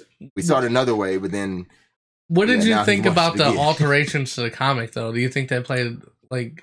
I Some think of they- it kind of bothered me. I think they told a good story, and I think that the big thing about having to get away from the comics to tell this or to bring this to the screen was you had to start it somewhere, because Venom is not this like this surface type character. Yeah. Like, it's a deep dive into what Venom is. Yeah. And you had to say it in some sort of way without having to mention Spider-Man or Right. you know. So how you approach it to kind of inject that and then be in that world was great, especially the ending. I don't know. Are we long enough from spoilers? Like, can we just talk about? Yeah, we can. So it's out on DVD. So if you haven't watched it, then fuck you. You know I mean, what I but to know Carnage is next up in line, and how you got to Carnage Yeah, I know. is like, because you couldn't get to Carnage any other way without this new original story. Yeah, you know. So I'm I excited. think it's really good. Yeah, It's but that good. wig was horrible, wasn't That it? wig was not a good time, but I'm so excited. I love Woody Harrelson. But Me too. I love He's Woody great. Harrelson. I don't even give a shit. You know who I thought was gonna be the Carnage though? Who? Remember it was the black guy that they had in the tube that actually he did I mail did too. Me too. Yeah, I thought that was gonna be Carnage. I was like, I have that's no a idea really who good you're talking take. about. That's a good way to do like the race switch. Like, Yeah. Of a character like Carnage. Yeah, because because they've been popping up, especially if so the same studio that did this did the new Fantastic Four. Yeah. And I liked the new Fantastic Four. I did People didn't like too. it, but I really liked it. But I liked it. It was a little different. but the one thing that stood out was obviously the Michael Jordan role for Human Torch. Yeah. You know, and it was the race reversal plus the different, the archetype of the Human Torch character. Like he wasn't like this headstrong. He was just like military. I'm down with this shit. Let's go fight. And that wasn't Human Torch. No, it wasn't. I think it was more of the character who the Human Torch really is that kind of makes the Human Torch. So when you flip stuff like that, because he's like Human Torch has always been this carefree kind of arrogant. Like I don't care. Like I'm gonna do stuff on my own. And Michael B. Jordan played on, and he was just more cares like so kind of straight. much. Like, It was like the so opposite. much. And it just I didn't know this much about the Human Torch's personality. Yeah. I didn't even know. Yeah. And then I'm so geeky. So. That was a little I bit did of a like moment. the take on Dr. Van Doom though, that was good, and that's what I'm saying. Like they brought out something else of those characters, and I think they did the same thing in Venom. But I thought it would have been really cool to do that little race reversal with a character like Carnage. I understand that. But I still like what they did with the film. I like that they put I don't know why this name escapes me, but the dude that he fought at the end. But it wasn't Carnage. It was the introduction of I can't think of his the name either. rest of them. Yes. And I thought that was like really cool. I was like, okay, can we see the army come down now? I can't think of the villain's name either.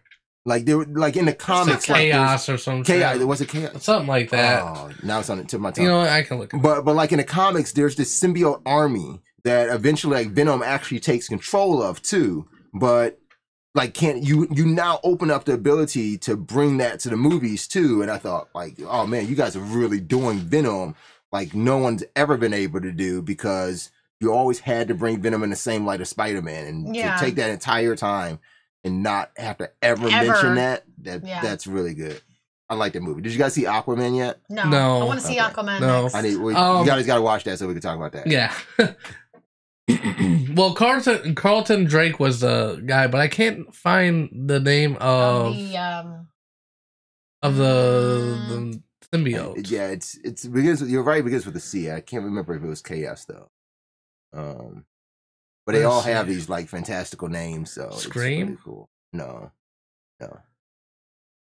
I don't know. My phone died over here, so I can't even look My it up phone right died, now. so. I guess I got this big old tablet in front of me. This big old town. Oh, that's why, because that's not from the movie. That's what it was.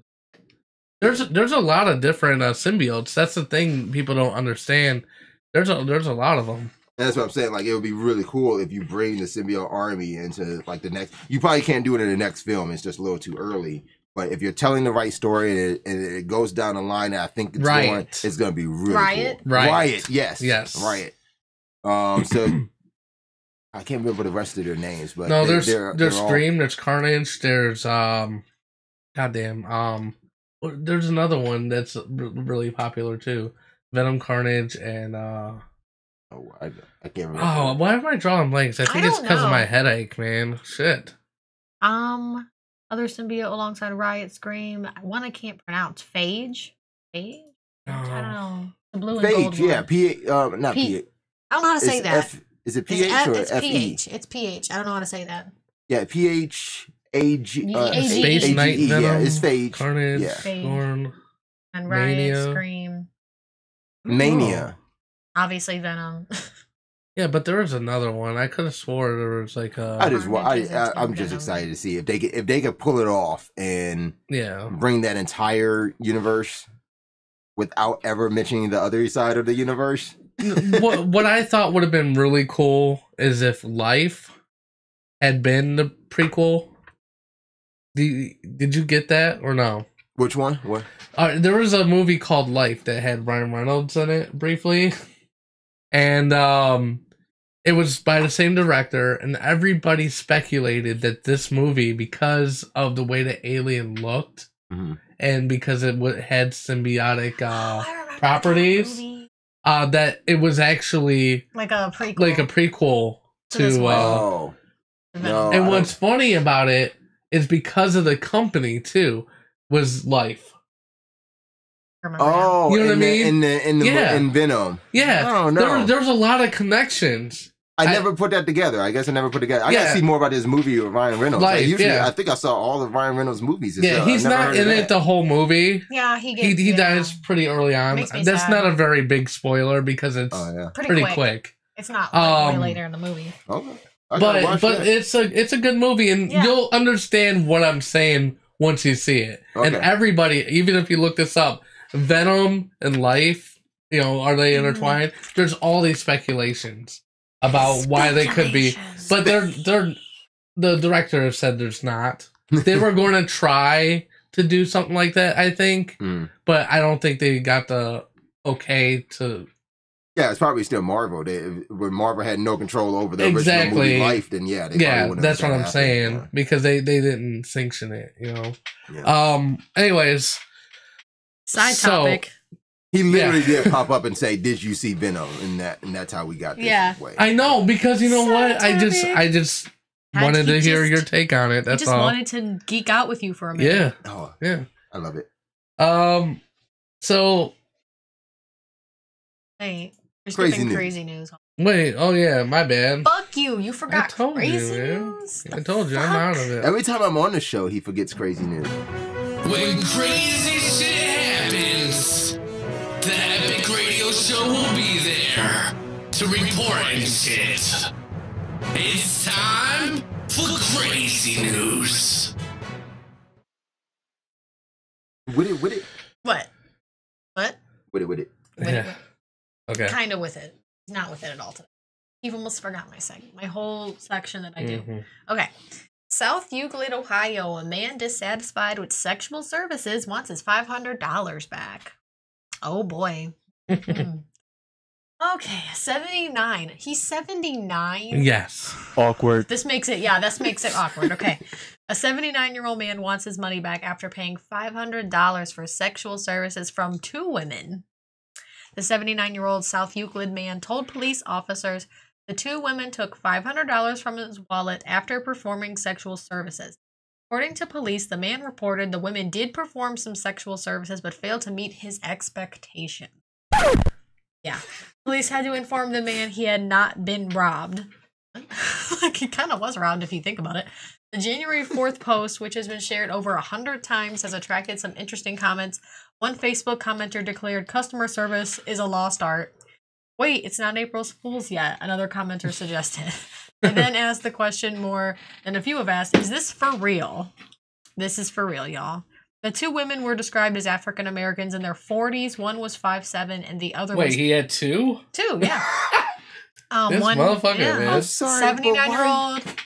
What was that? Okay, he's 79. Yeah. Because I was about to say, why are you getting a 40-year-old hooker? Because he's 79. Okay, because he's 79. That's 30 years younger than him. Okay, yes. I got you. She's still younger than him, real though. confusing. He's robbing the cradle in a different, way, I guess.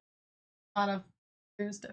Oh my god. Okay, so one was 5'7" and the other was heavy set. The women were dressed in all black. Officers could not locate the women who had left his home quickly after he called 911. But she was heavy set. You could have located her? Could locate her. And before the officers arrived at the home. I'm going to read this South Euclid. I think it's on Facebook, it looks like.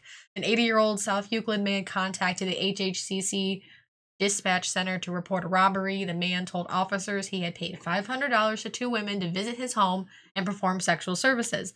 Women did perform some, but they failed to meet the man's expectations.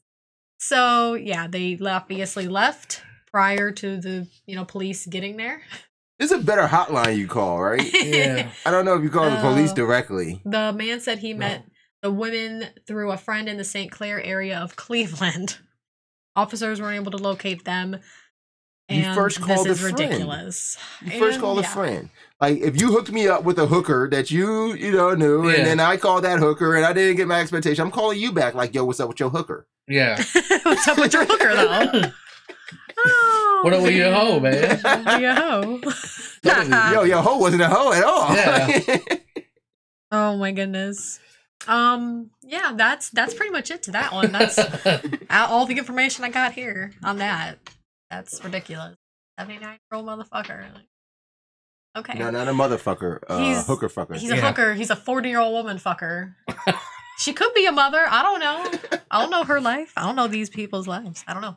Okay. Man caught on camera licking doorbell. This guy's creepy as shit too. Like he's looking at me on my screen too, and it's creepy as shit. Whew. He's prowling outside California home for 3 hours. 3 hours. Why? Okay. Police. I don't understand. I'm sorry, but that sounds like something I would do. Why? I don't know. Why does that remind I think you of just you? funny. That's fucking Don't do that to me. Get away from me. I do that to you all the time. I know, but it's usually not on the show. What are you doing? Stop. Okay. It's the claw. The claw. Oh, no. Oh, my God. Okay. No. Okay. You cannot declaw the claw. You cannot declaw the claw. Okay. I do not want to know what you guys do. No, that's literally it. That's literally all it is. The claw. It's not a sexual thing at all. Okay. It's just that. That is as far as it goes. And I'm just like, what the fuck's wrong with you? See, that's the sound of disappointment, though. I'm just saying. Like, that's where it ends. Why? Why are you doing this to me? Quit. Okay. Okay, Tommy Parker, I think, has a comment on the other topic. Damn, can I sue now for the woman that took advantage of me? She was 80 damn years old. Whoa. Oh my God. I did give her puddin' pops instead of a dum-dum sucker. Oh my God. Yeah. Okay, moving on. Let's give them blow pops. Yeah. Back to this disturbing story. Okay. Police. Exactly. Police are looking for a man caught on camera licking the doorbell of a California home and allegedly relieving himself in the yard. The suspect, whom police identified... In what way? Does not say... Urination or the other way? Pooping? I don't know. Or the other way. Or the other way. Or the other way. He's a jack of all trades. Oh, Jesus. Oh, Jesus. Get, gross. Okay. Get out of here. The suspect, whom police identified as a 33-year-old Roberto Arroyo, spent about 3 hours licking the doorbell and milling around the Salinas, California yard of Sylvia and Dave Dungan. Dungan. Okay, so now we know how he relieved himself. Yeah. The homeowners were out of town when the incident happened, but their children were inside the home sleeping. Oh, no. They were sleeping. Oh, my God. At least they weren't watching the camera or something. Like, what's going on? What is this guy doing? So the family called police after reviewing footage on their new security system installed a month ago. Now it's been licked to death. Like, ew. Yeah. Which alerts them when there's movement by the front door. I thought, boy, there's a lot of traffic. 5 a.m. My son doesn't get home till sure the police gave him a good tongue lashing. Well, then who the heck is that? I need a Rick. The suspect was also caught on camera appearing to relieve himself in the front yard. He also reportedly went to a neighboring home as well. Police say the security footage made it easy to identify the suspect. Good. Obviously. He's right fucking there in your face. We were pleasantly surprised the image was so clear to the point that it didn't take us long to identify the individual. Neighbors say the incident is one of the more bizarre things they have ever seen. I thought I'd seen it all, but now this takes the cake. They says the incident is both funny and concerning. They kind of laugh about it afterwards because technically he didn't harm anyone. He didn't break anything. This just kind of reinforces how important it is to have security within your home. Yeah. And good mental health professionals. The homeowners say they made sure to wipe off their doorbell. Police are searching for him. I saw that shit. Who they say they could face 2 misdemeanor charges for petty theft and prowling. I wonder if they poured tampon juice over it. Prowling. The doorbell? Ew, that's disgusting. That's what you were trying to get. Oh, yeah. Man. You make me want to punch you in the face. Ugh. Is there another one? This guy's creepy as hell. Okay, I gotta get rid of this. Okay, so Phoenix woman in vegetative state for over a decade gives birth, props sex abuse investigation. Phoenix police are investigating possible sex abuse at a nursing facility after a female patient recently became pregnant and gave birth. Sources tell KPHO the alleged victim has been a patient at the, I cannot pronounce that shit, Hacienda, maybe? Hacienda? Yep, that's exactly right. God damn, I did that. Yes. Healthcare facility for at least a decade after a near drowning incident left her in a vegetative state. The woman gave birth to a baby boy on December 29th. None of the staff were aware that she was pregnant until she was pretty much giving birth. Ew. How were they alerted to the fact that she was going into labor? Asked a reporter. And from what I've been told, she was moaning and they didn't know what was wrong with her, the source said. They also learned the baby is alive. The baby is healthy. There was a nurse that was there, and from what I've heard, she's the one that delivered the baby. And the baby is alive and the baby is healthy. The source said the patient required around-the-clock care and many would have access to her room. She had no way to defend herself in this sort of situation, which was what the reporter asked her. No, none whatsoever, not even able to communicate the fact that she was pregnant. So, yeah, she didn't know. I guess now... There it is. I was waiting for it. I'm like, where's that baby? Once I found the button, I thought it was too later. And then I was like, nah. So basically they changed the facility has changed their protocol. I guess as of now, if a male staff member needs to enter a female's room, they need to bring a female employee with them. And that's what it is now. Yeah. So that's what has to happen. Investigators from multiple agencies are saying next to nothing about the case, but at some point last spring or summer, someone sexually assaulted the woman who was in a persistent vegetative state and she became pregnant. Yeah, obviously, this is crazy. This is ridiculous. You got to worry about people in vegetative states. So wait, this has happened twice?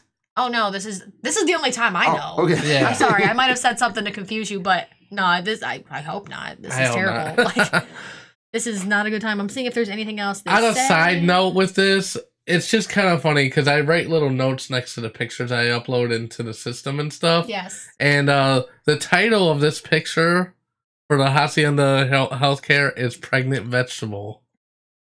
Yeah. Ooh, okay. Like because I guess so, yeah. Vegetative pregnant cucumber, I guess. I don't understand. Like, like what the fuck? I was, because he told me that last night and I'm like, I just kind of looked at him like, you're like, I had dissatisfied eye-ring liquor and then pregnant vegetable.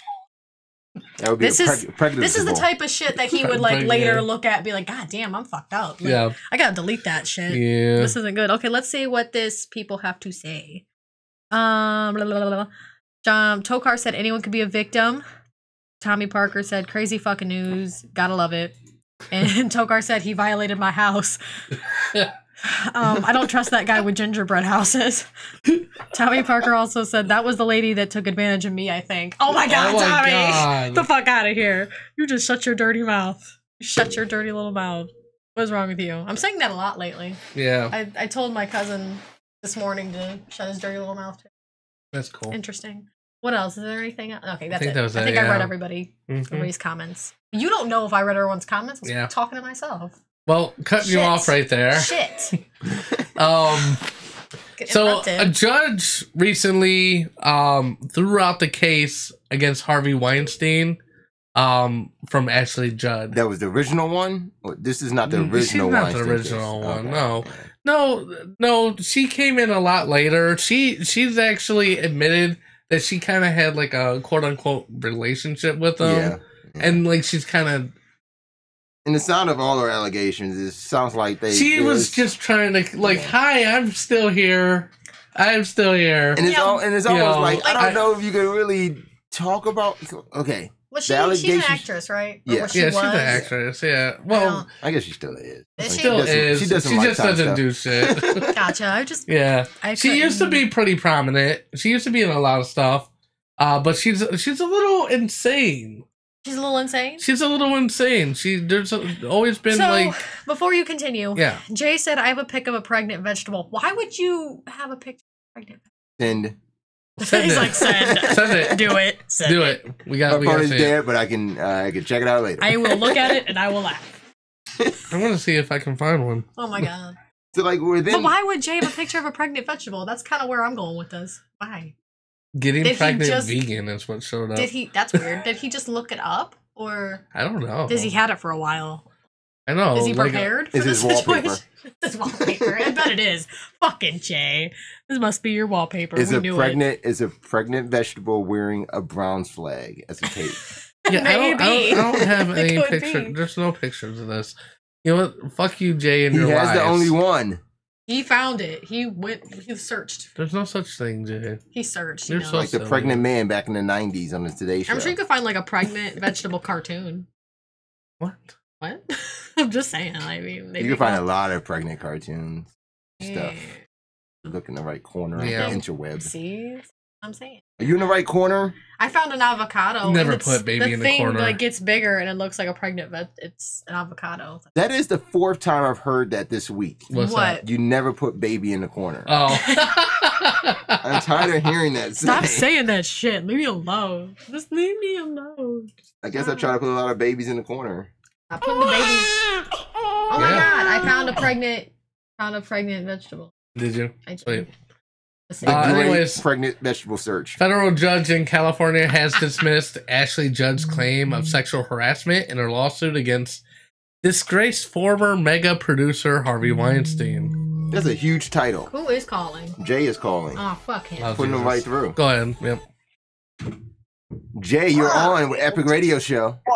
Whoa. Oh, he's angry. Hello? What were you doing, man? Hi. Who, me? Yeah, you were like cussing and shit. Like what? Sorry. Anyways, hey, I actually, she's right, the avocado thing. The avocado, see? When I looked it up, I'm like, I wonder if there is a pregnant vegetable. See? So I like... It triggers like these weird fucking searches. Yeah, I'm confused. Just because of my... Well, because of that thing that I put for the picture, a pregnant vegetable. Right. Yep. So he looked it up to try to see if there actually was a picture. Of vegetable. And it's an avocado? Yeah. Yeah, it's got that, yeah. Yeah, it's like an avocado split in half. Yeah. And it's got like eyes. Yeah, it's weird. And like funny, the little, and the little... It's cute, in my opinion. It's kind of cute. The core of it, yeah. It's bigger. It's bigger. It's got the baby there. Yeah. Okay, I'm done. It's weird. He's like, okay, I'm done. That's it. I like avocados. I'm done. Maybe I won't. I'm fucking I love avocados. Do you just cut them in half and take the pit out and then just sprinkle salt right on top and eat it right out of the shell? No, I like them. I like. Have you ever had them in hot sauce? They're pretty good. I've never had avocado in hot sauce. I'm gonna try it when I get home. Thank you. Right after my nap. Right after my nap. All right. Yeah, I like avocado, man. Oh, man. It's good. That's funny. Guacamole on everything. Everything. Epic everything. Everything. Epic guac. Everything. Oh my goodness. Everything. All the things. All right, man. Okay. Thanks, Jay. Bye. Bye. Oh man, that's funny. Okay. Okay, moving on. Ashley Judd. Yeah, basically that's all that happened. That's all Like all this shit that like. What was that? Well, the thing is, like, you know, the thing is, I'm trying to remember where I was going to go with this. There was a reason why Damn it, I was bringing this up and why I wanted to talk about it. And now you don't know. And because of this headache, I cannot remember. Whatever. Yeah. We fucked him up. Sorry, it was my fault. Had to say what I mean, had to say. I guess I just wanted to be like, haha, Ashley Judd. You're still irrelevant? Like, yeah. Sorry. Yeah, they don't care. They want you to get raped. Oh my God, don't say that. Oh, no. Don't say that. Hold on, wait. How did you say? I said they. Actually, you said don't say that. I said before don't say he that. actually got it all out. No, he said it. You knew what he was about to say. I know. I'm married to him. I fucking know his brain. He was on his way out, and she said, "Don't say that." Fuck is the matter with you? This is what I live with. The powers that be. This is what I deal with every fucking day. Oh my all God. fucking day long. That was amazing. Don't say it. Fuck, you already said it. Shit, you already said it. All right. Anyways, on that note, let's go to Larry Player 1. Yeah, it's let's a new do segment. Can't follow that. All right, so we're going to play the intro. Right back.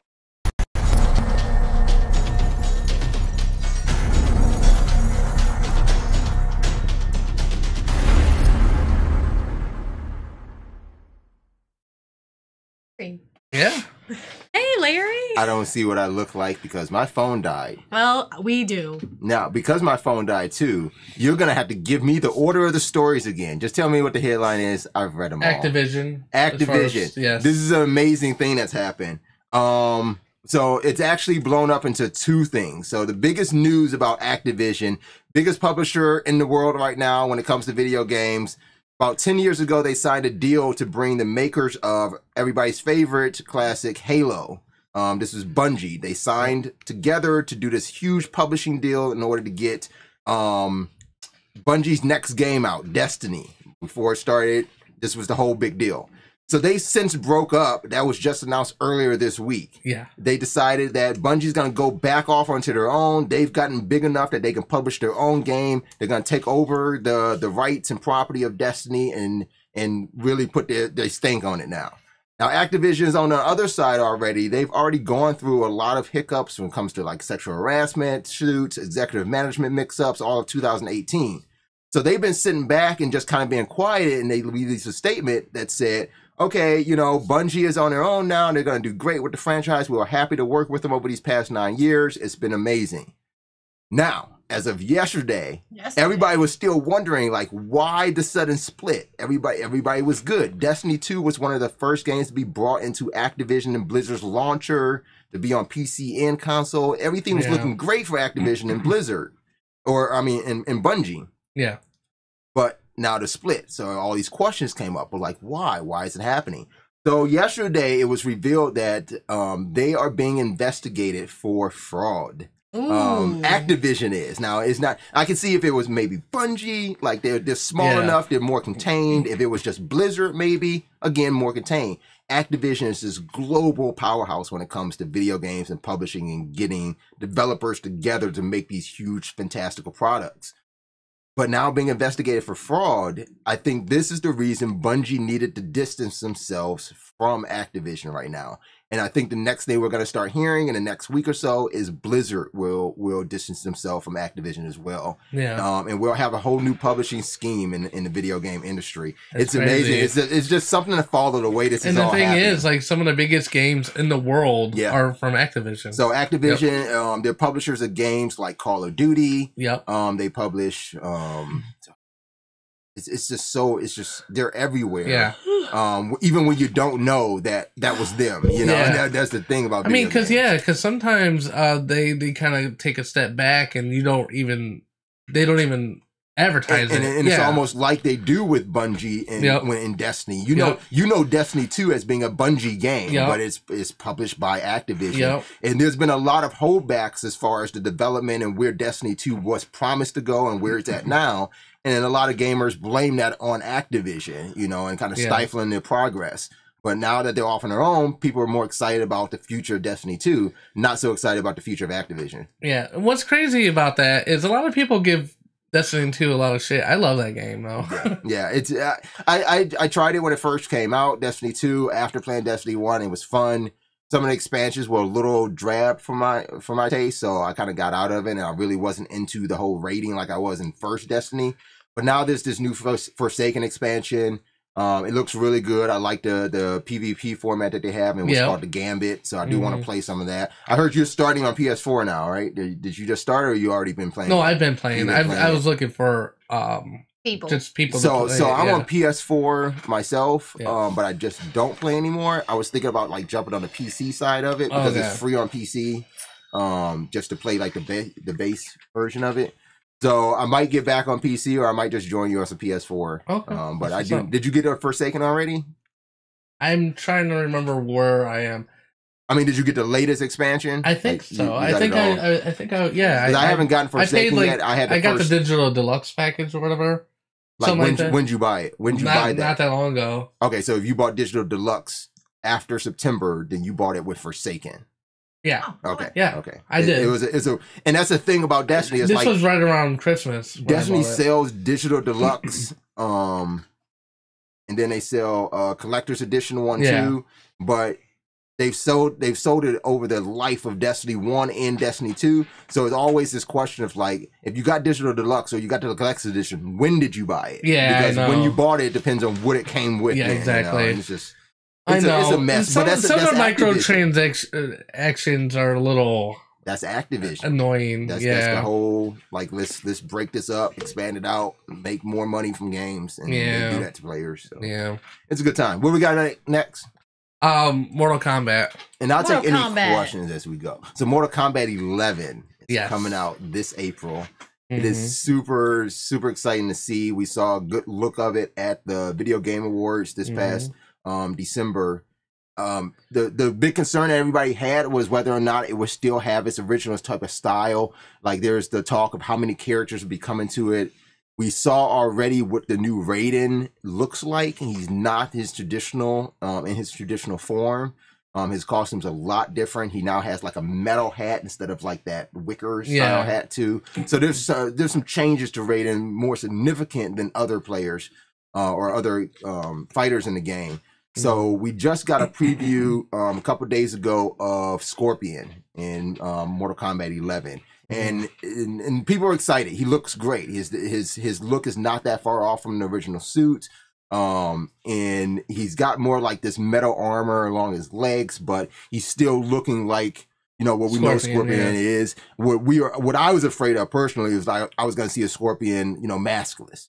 Because I thought that they want a more realistic direction in it. If you kind of see some of the trailers that released last month, the fighting style of Mortal Kombat is now taking on a 3-dimensional type of tone.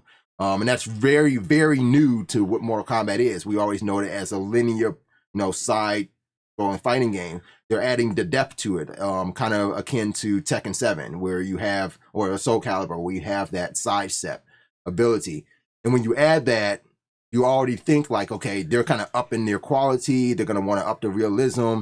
And immediately I thought, okay, we're going to have more realistic faces and they're going to want to show that off. And then boom, we get maskless Sub-Zero, we get maskless Scorpion. And I didn't want that. But Scorpion looks good in it. We get to take a closer look at that trailer later this week. They'll show some more gameplay with them. What do you got?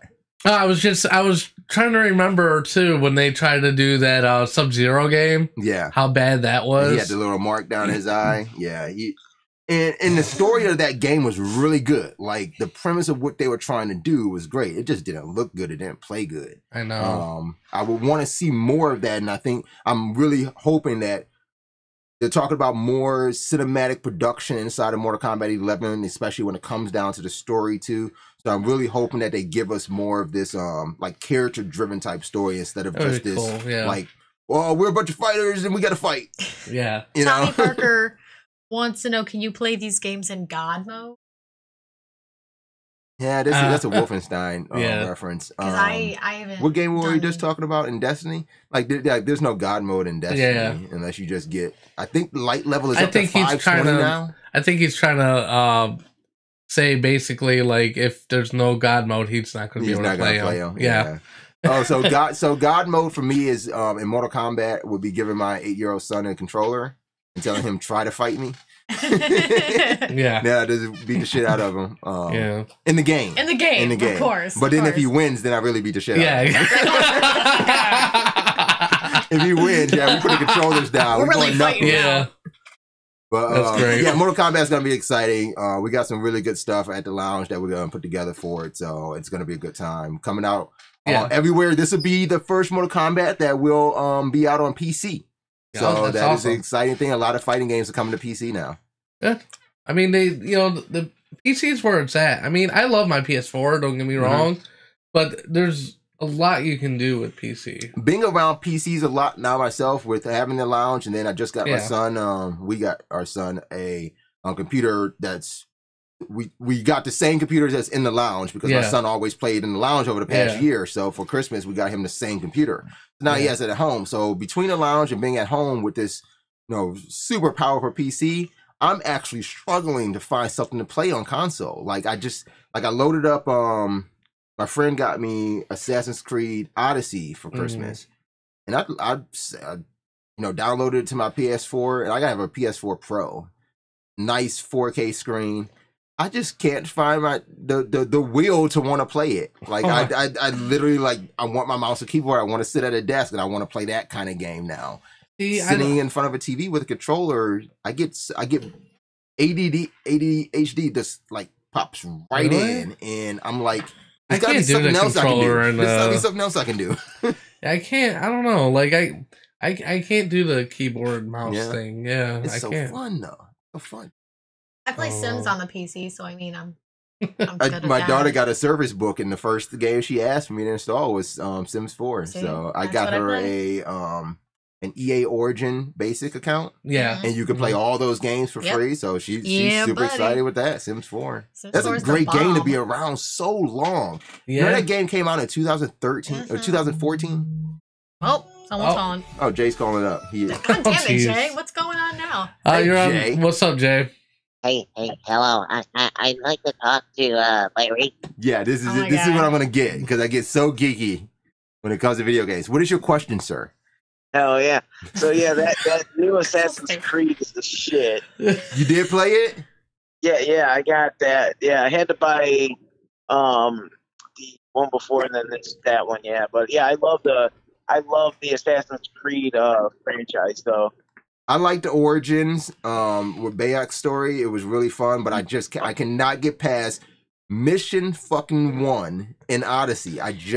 It's something about when I look at that game when I was playing Origin, and I see this game, it looks so shiny and crisp and clean looking. Oh, I'm awesome. I just started that one too, so I'm not too far into it. I might jump back onto it. Yeah, I do love the franchise, and then the Mortal Kombat does look pretty sweet. But about the Raiden thing, I in one of the past games. I thought he had a steel hat on one of them. He did in one of the past games, but it was an alternate costume. I think you're thinking of Mortal Kombat. It wasn't 10. It wasn't 10, and I don't think it was 9 either, but it might have been the MK3 story. Maybe. Mortal Kombat 3, I think that was it. It may have been MK3, but that would have been, and I think that was the thing, the one you saw in the metal hat, that was the arcade edition of MK3, the cabinet. You can pick the alternate costumes. I think that was color 2 option for him. But I don't think it was any sort of game that where he had a story element of it. This seems like it's very story oriented because you see another thing, his lightning's red. Now, did you see that? In the new one? Yeah, in the new one. So I'm kind of thinking this. Yeah, it was blue in the old one, right? Yeah, it was blue, and then it was in one form it was white. Yeah, it was white. I think there's this whole story component to his metal hat, his red lightning. Yeah. The red eyes. Overall, looks pretty cool though. Yeah, it's gonna be epic for the gaming world because when you talk about FGC and fighting games.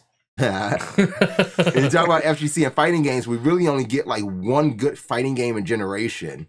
And this generation that we're in now, we have Street Fighter V that's still going strong inside of its seasons. Tekken 7 decided that we're not going to make another Tekken. We're going to continue this as the base.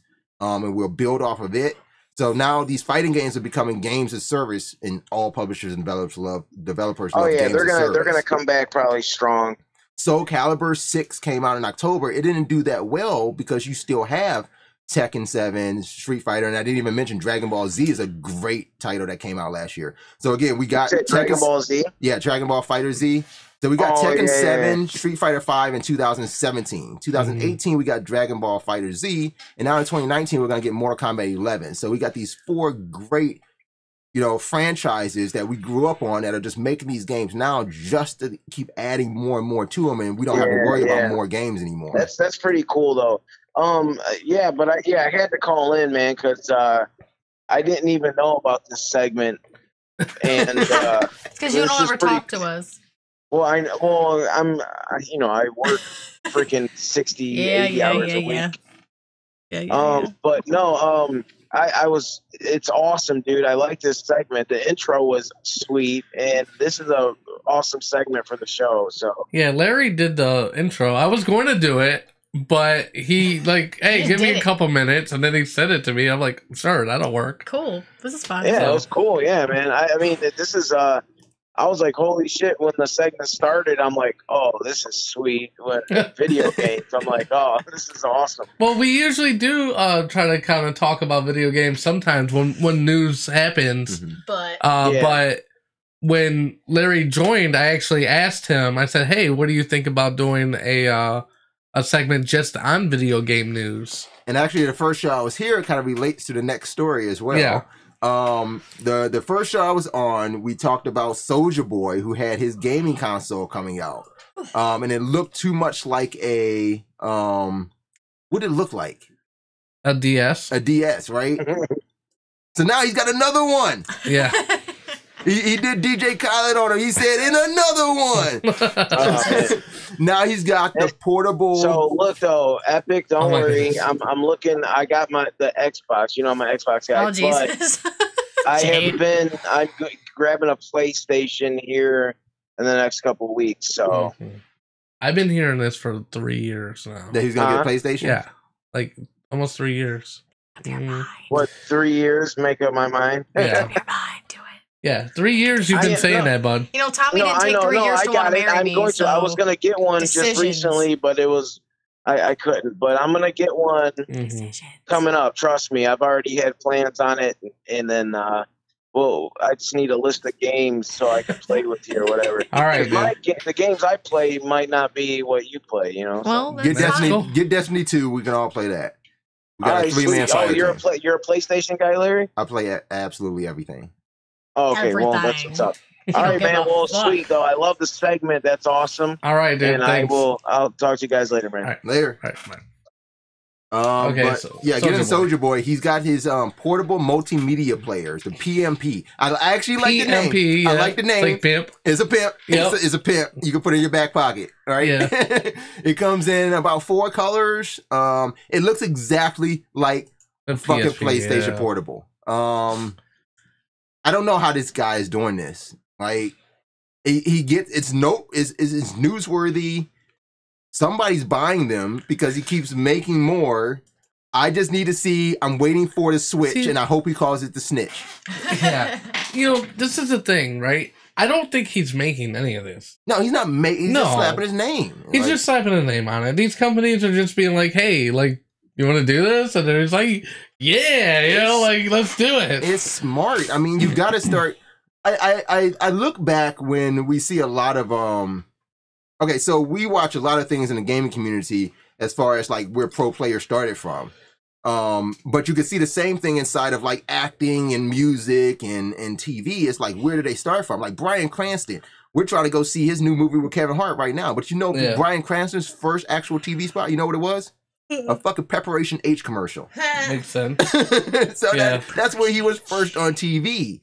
So you got to start somewhere. Yeah. If Soulja Boy wants to get into video games, I think this is the greatest end he can have because right now we sit in the lounge and we watch all these Twitch streamers and one day we realize that's fucking T-Pain streaming Overwatch. Wow. So T-Pain he found a different route to do it.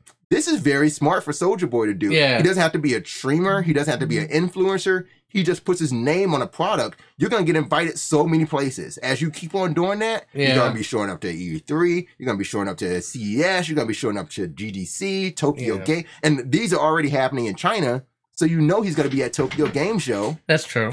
So, like, he's got it in. Yeah. And then maybe he'll be able to actually work with actual developers to get his own system out. Or maybe he goes the legitimately. Shaq Fu route. Yeah. You know, maybe he just really wants a game that you can Superman on somebody. And Superman that home. Oh, that would be an awesome move. Like, okay. Every time he jumps, he's like, yo! All right. I have some comments. What's going on? David Frank said for Larry, I'm on a Fallout 76 binge right now. Do you play? No, I do not play, and I would suggest you get off of that binge because that game would be unsupported very, very soon before you know it. Fallout 76 is a huge disappointment. It was purported to be a survival game, but we thought it was going to be a survival game with the actual survival things to survive from. So like there are barely any like there's NPCs in the game, but there's really nothing to do in the game. That's just what it comes down to. There's nothing to do in the game. Story's very weak in the game. You don't see as many players as you were told that you're going to see throughout the world. It becomes a very, very good-looking Minecraft. You have strong feelings about this. Sorry. It's okay. I'm just saying your strong feelings and David, about this one. But have fun with it. I do have Fallout 76. Isn't that the one you got recently? Yes. Hey, what do you think? I didn't like it that much. He said, I'm disappointed. He said I he was disappointed. I was disappointed in it. I was really hyped to play it, and Fallout 4 is definitely better. I think they would have been better off making that game half the cost that it was and putting it just on Steam. I don't think it deserved a console release. Yeah. It was more for like, I don't know. It's even a better looking Fallout Shelter that I can play on my phone. I'd rather play Fallout Shelter than playing Fallout 76. And what we know is what Fallout is and what the franchise has been over the years. That's not Fallout. Yeah. Got another question. What would you recommend? Well, Tommy Parker wants to know, what would you recommend for the PC to play Duke Nukem type of games? It's not a Duke Nukem type of game, but I actually have that up in my recommendation for this month. Each month, I have a new recommendation for a game for you guys to play. And if you're on PC, I suggest you check out, it's a free-to-play game called Ring of Elysium. It's not Duke Nukem, but if you like first-person shooters, you can play it in first-person mode or you can play it in third-person mode. But it's a new twist to what Battle Royale is. So if you know like Fortnite or you know PUBG, it's that type of game. It's 100 players. They drop down, but they kind of take a new twist on it. First off, you always start off with a weapon. You start off with a mode of transportation. So you can either have a snowboard, a hang glider, or a climbing pack that also lets you use zip lines. So you pick where you want to land off of the big map. You don't actually drop from any fucking bus, airplane, or anything like that. Yeah. The game starts, you're on the fucking ground where you picked. You got your transportation, you got your weapon, you're searching for survival material or equipment, and then the whole idea is this huge storm. Love the name, they call it Ymir. So it's this huge storm around you. As the storm gets grows in size, it gets colder where the storm is happening. So there's even outskirts edges that are just a little bit cold, but not too cold. You can still kind of survive in there. But if you're on that black outskirt edge where the storm is actually happening, you are going to freeze and your health will dwindle. But if you you want to get to the warmest spot so you can see it on your map. But it's not like a circle like you would see in Fortnite or PUBG. It's like, it looks like county line type shit, you know? So as it changes, you got to find where that new region is and you got to find the warm spot and get there. Okay. Here's the best part of the game. Yeah. Is not solo battle royale that you're used to like in Fortnite or PUBG where it's last man standing wins in a solo match. Okay. Even if you play in a squad, 4-man squad. Yeah. At the end of the game, you gotta fight each other. No. Oh. No. Kind of in a sense. In a sense. At the end of the game, there's this smallest warm spot that's still available. But the storm is still coming. So what happens is an evac helicopter comes in.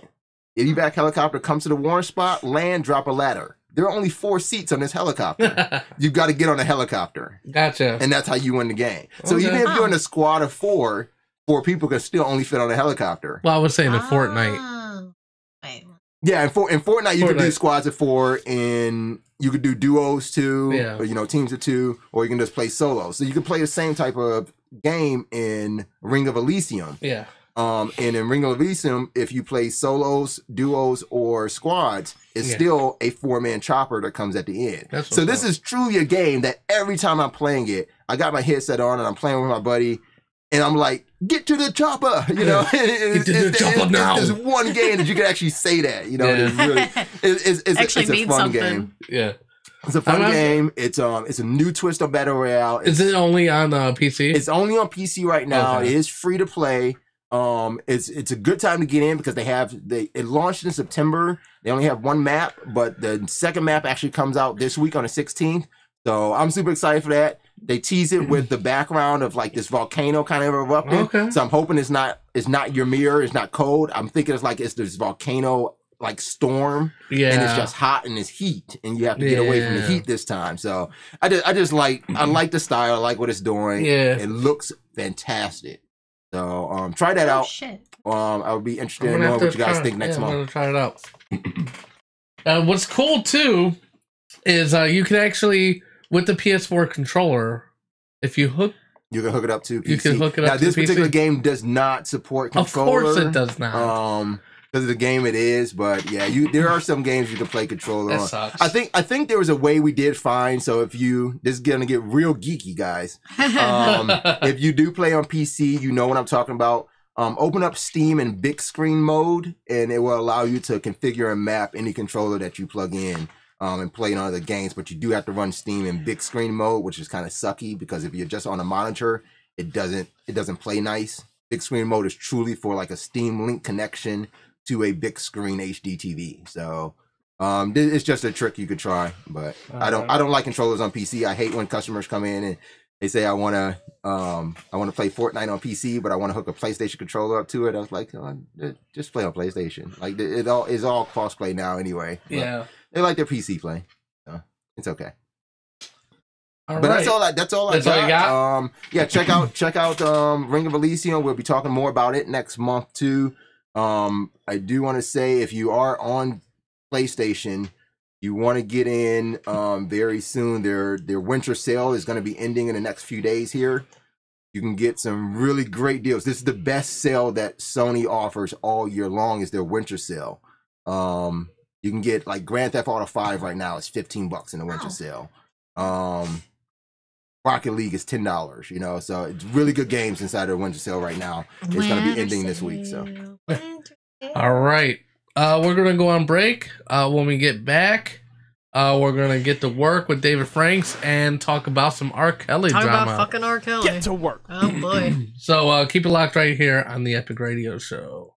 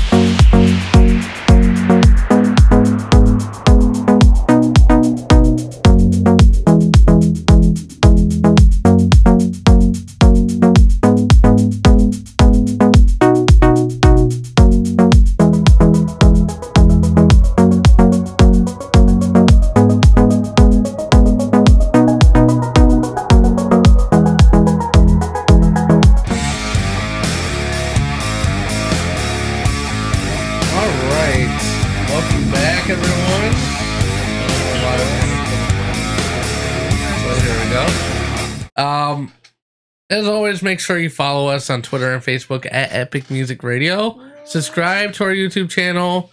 Follow us on Instagram, Epicness216, and we are still currently on Twitch, but I'm thinking about taking us off that because we get like 0 views on there. Yeah.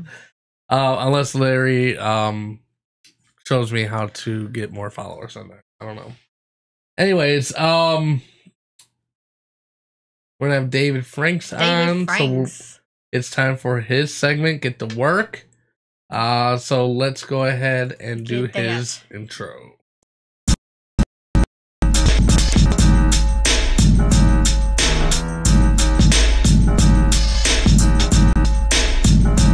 Get to work. Remixed it. All right, Dave. What's going on, thanks man? for having me on. Hey. No problem. What you got for us for, today? All right.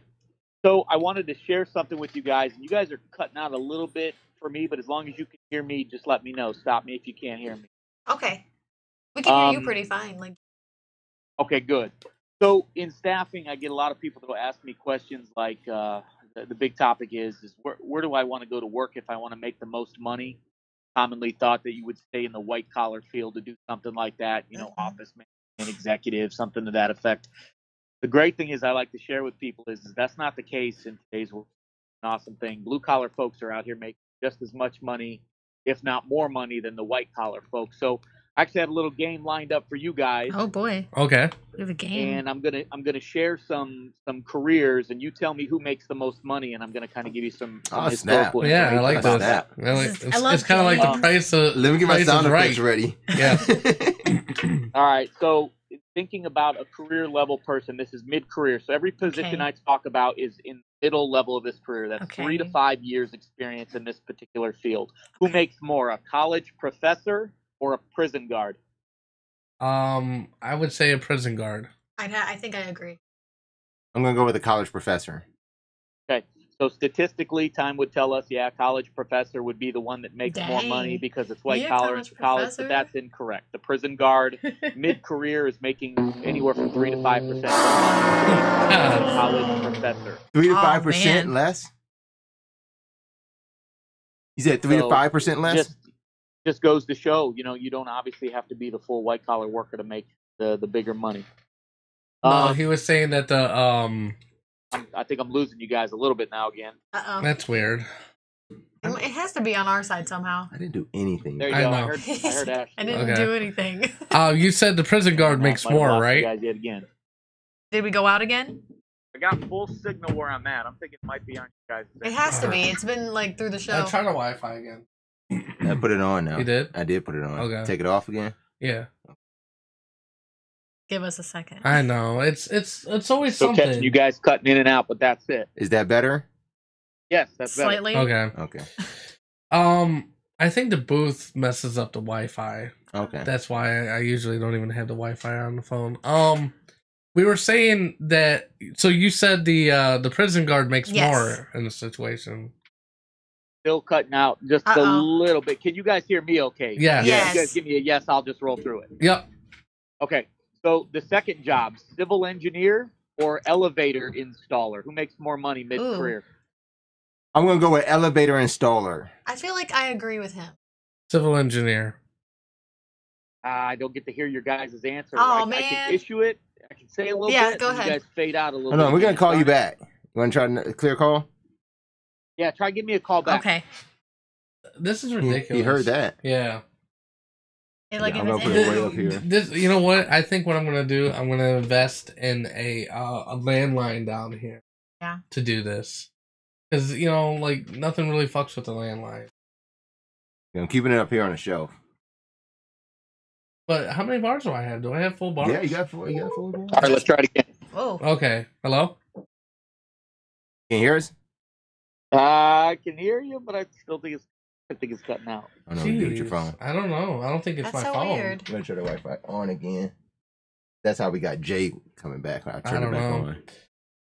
Yeah, this is like the one show that we've had like. I know we usually phone don't have issues. these issues. That's what I'm saying. like I didn't do this. Yeah. anything. I know. It's not your fault, Larry. I said It's not your elevator. fault, Larry. It just happens. It just happens to be on.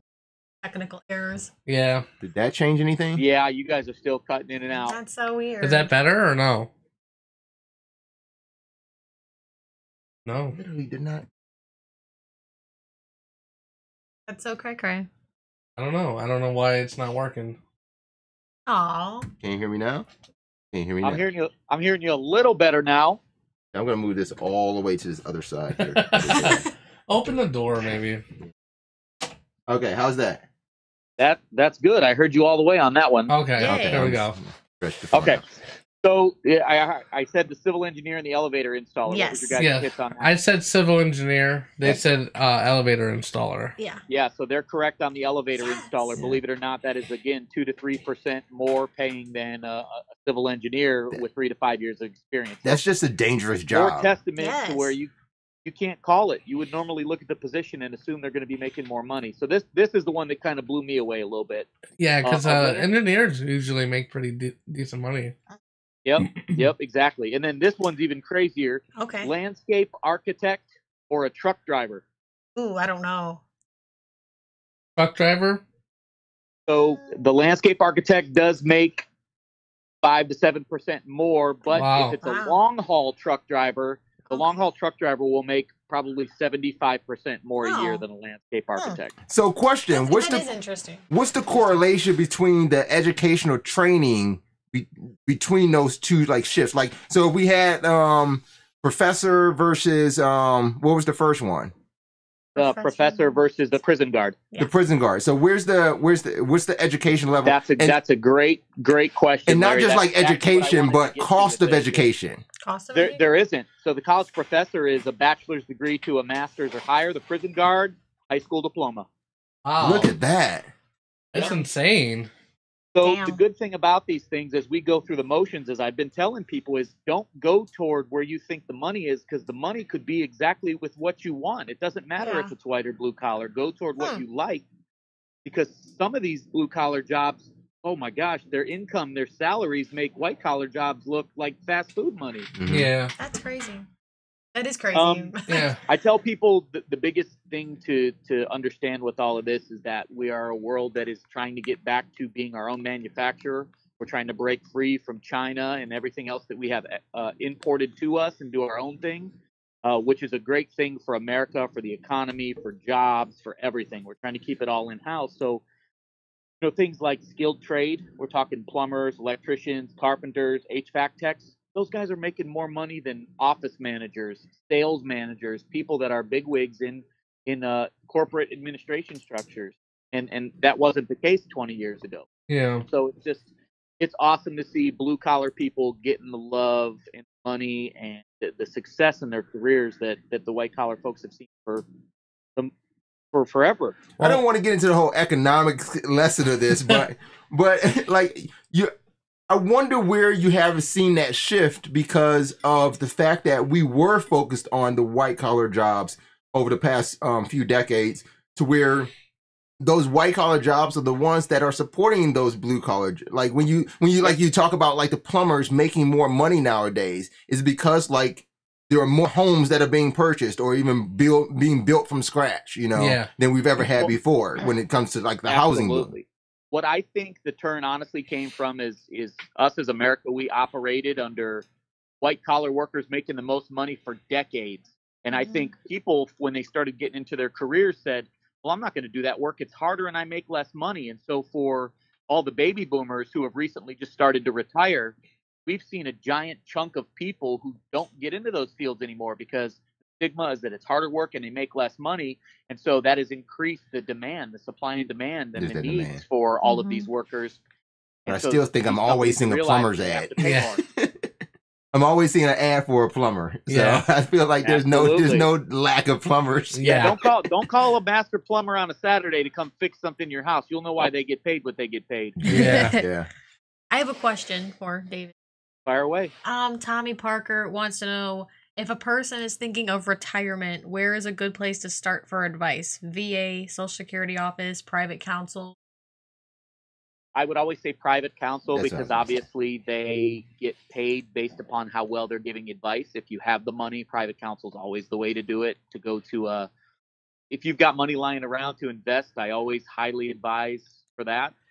Not everybody does, but Edward Jones or any I was other gonna say, financial firm it's the best way to go, but not everybody can afford it. If I can give a piece of advice too, I would just go to your local bank branch. Like if you absolutely bank with a Huntington or a Chase, lowest level, just go to your bank and they'll give you so many resources. Yeah, because that's what they want to do. Anyway, they want you to make money. If you got Social Security coming every month, can you give it to us? Can you put it in? Exactly. Yeah, they want your money. Right. So if they can help you make more money, they want you to invest it with them. So, that's great. Anything else for us, Dave? So, I was going to say these are the craziest things that people don't really understand if they don't see these fields, if you don't know anybody who works in this line of work. But I'm just going to leave you with some of the highest paying blue collar jobs out in the world right now. Get your pencils and paper ready. Yeah.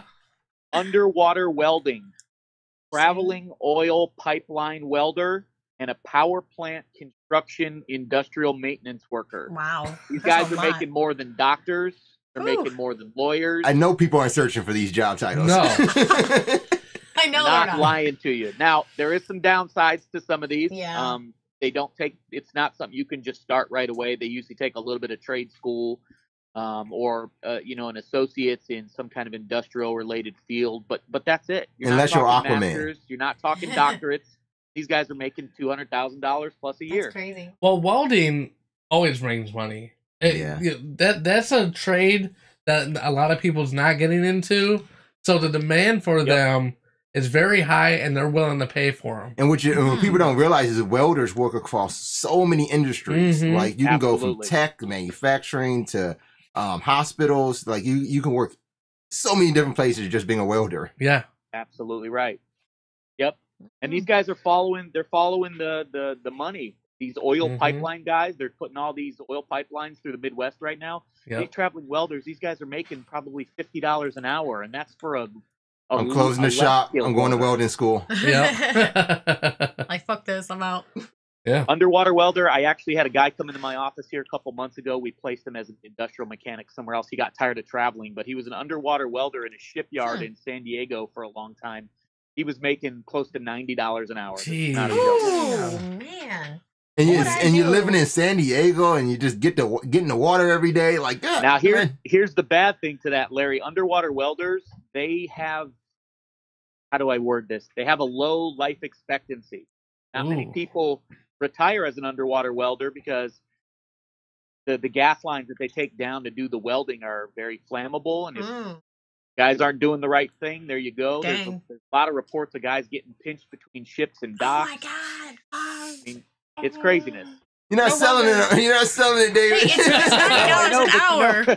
Some people are looking for that $90 an hour. Like, I'll put my life on the line. I don't care. I was so ready to jump ship. See what I did there? Now you're not. Never mind. I'm gonna open my shop back up. Go back to my shop. Be there in a pinch, plant, right? The power plant one is probably the best. Anywhere that they're building a new power plant, try to get a job there, even if it's just general labor, putting up equipment, erecting steel, whatever. They're going to be bolting out all sorts of crazy money. They're bolting out. There it is. He's also said erecting, so everyone missed that. Erection. See, he said it again. That's hilarious. So I just tell people, go with where your heart tells you. Go with where you know you're not going to be miserable at work. Yep. We're blessed in today's society now that it doesn't have to be white collar work. You can go do what you love, working on cars, fixing things, you name it, welding, and just make as much money as everybody else. And that's a pretty awesome thing. And with the advancement of technology, people can search for those super long job titles or just come see you. Yeah. Yeah, absolutely. That's right. I'm always happy, and I know Epic says it all the time. If anybody's got questions about new and upcoming jobs that are out there most people don't know about, maybe you just need a training class, and then you're in a new line of work making money hand over fist, I'm happy to share those details. Just post to the site, and I'll get back to you as soon as possible. Or just email me, epictothefourth@gmail.com, and I'll make sure that I forward it to him. Start putting me together a welder's package. And actually, even if you wanted to, David, you can create a separate email for the show, and I'll put that on the show.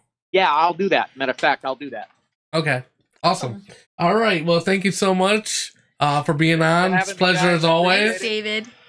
We have David on every other week usually. So get them questions ready. Email me, and I'll make sure I ask him next time he's on. All right. Next person. Next person. We got R. Kelly on next? Yeah. R. Kelly. No. Like, why you raping all them girls? R. Kelly. Why ain't you giving them pudding pops and raping them? Yeah. Stop it, R. Kelly. Why you getting them pudding pops? Those are my pudding pops. R. Kelly's been in the news a lot lately. He had that biography, autobiography. And it's funny. What's funny about this is like there's so much backlash now after the autobiography's been released. It's like, dude, he's been like this the whole time. The whole time. Are you mad because he told you? This isn't a surprise, is it? Like, this is like he's been just raping all fucking all the time. I mean, look at Aaliyah. It's almost like my relationship. It ends up being I'm an asshole. My wife hates that I go and introduce myself as an asshole. Like, just keep it to yourself. But I mean, that's honesty. I'm an asshole, so there it is. The thing is, though, like, I think the only reason why he has not been taken down this whole time is because he's got really awesome music. Okay. Yeah, I would say so. I mean, I'm a big R. Kelly fan as far as the music. I'm not an R. Kelly fan. As far as anything. As far as the music, I am. Anything goes. But the raping, I'm not a fan. I'm not a fan of the raping. I am a fan. I think it's more so I'm a fan of the Isley Brothers, but Contagious. I love that music video. There's a whole series of that. That's it. That's all. That's all R. Kelly I can do. But yeah, I mean, shit. Even back in the day, man. What the fuck, R. Kelly? What are you doing? Why are you raping all these bitches? Like, what's going on here? I don't know. Weren't some of them underage or like most of them are? The majority, yes. Yeah, that's what I thought. Aaliyah, when he married Aaliyah, she was only like 15, and that was back then. You know what I mean? And then there's always been all these reports. Why isn't he in jail? Pissing on girls and why is he not in jail? I think he did. He did some jail time for that. He did some jail time. I don't know. For the pissing? Yeah, he got out though. But like, he needs to go back now. But you know, if you put him back in jail, all he's gonna do is write autobiography number 2. Yeah, that's good. That's fine. Well, and the thing is, though, like I feel like as he's getting older, the claims are becoming worse and worse because like he's getting more violent. It seems like in jail. Because like I mean there was a report of his one wife or whatever that she was locked in the basement quite a bit and like all this other shit. Like, I mean, if they're locking Cosby up, then this guy is like should be next in line. I don't know. It's just it's a given. And unless you want it to be a situation where, you know, you see it in, I guess they talk about it in TV shows and even in real life, you know, you let that kind of stuff go and just is going to get worse, like you said. Like, and now these radio stations are refusing to play them. And it's like, you should have been doing this the whole time. You should have been doing it the whole time. I'm just saying. He needs to go to jail. That's all. That's my opinion. That's it. And they're only refusing to play them for like the next week while this is still in the news cycle. I mean, and then after they're going to be playing them again, advertising the next concert or appearance. Right. It's not going to matter after that. It's going to be, he needs to go to fucking jail. Like, go to fucking jail. Send him to jail. I don't care. I mean, there's 3 parts to this documentary on Lifetime. Say it again. What? Fucking jail. Yeah. Go to fucking jail. Do it. And make it happen. There was a lot of rape.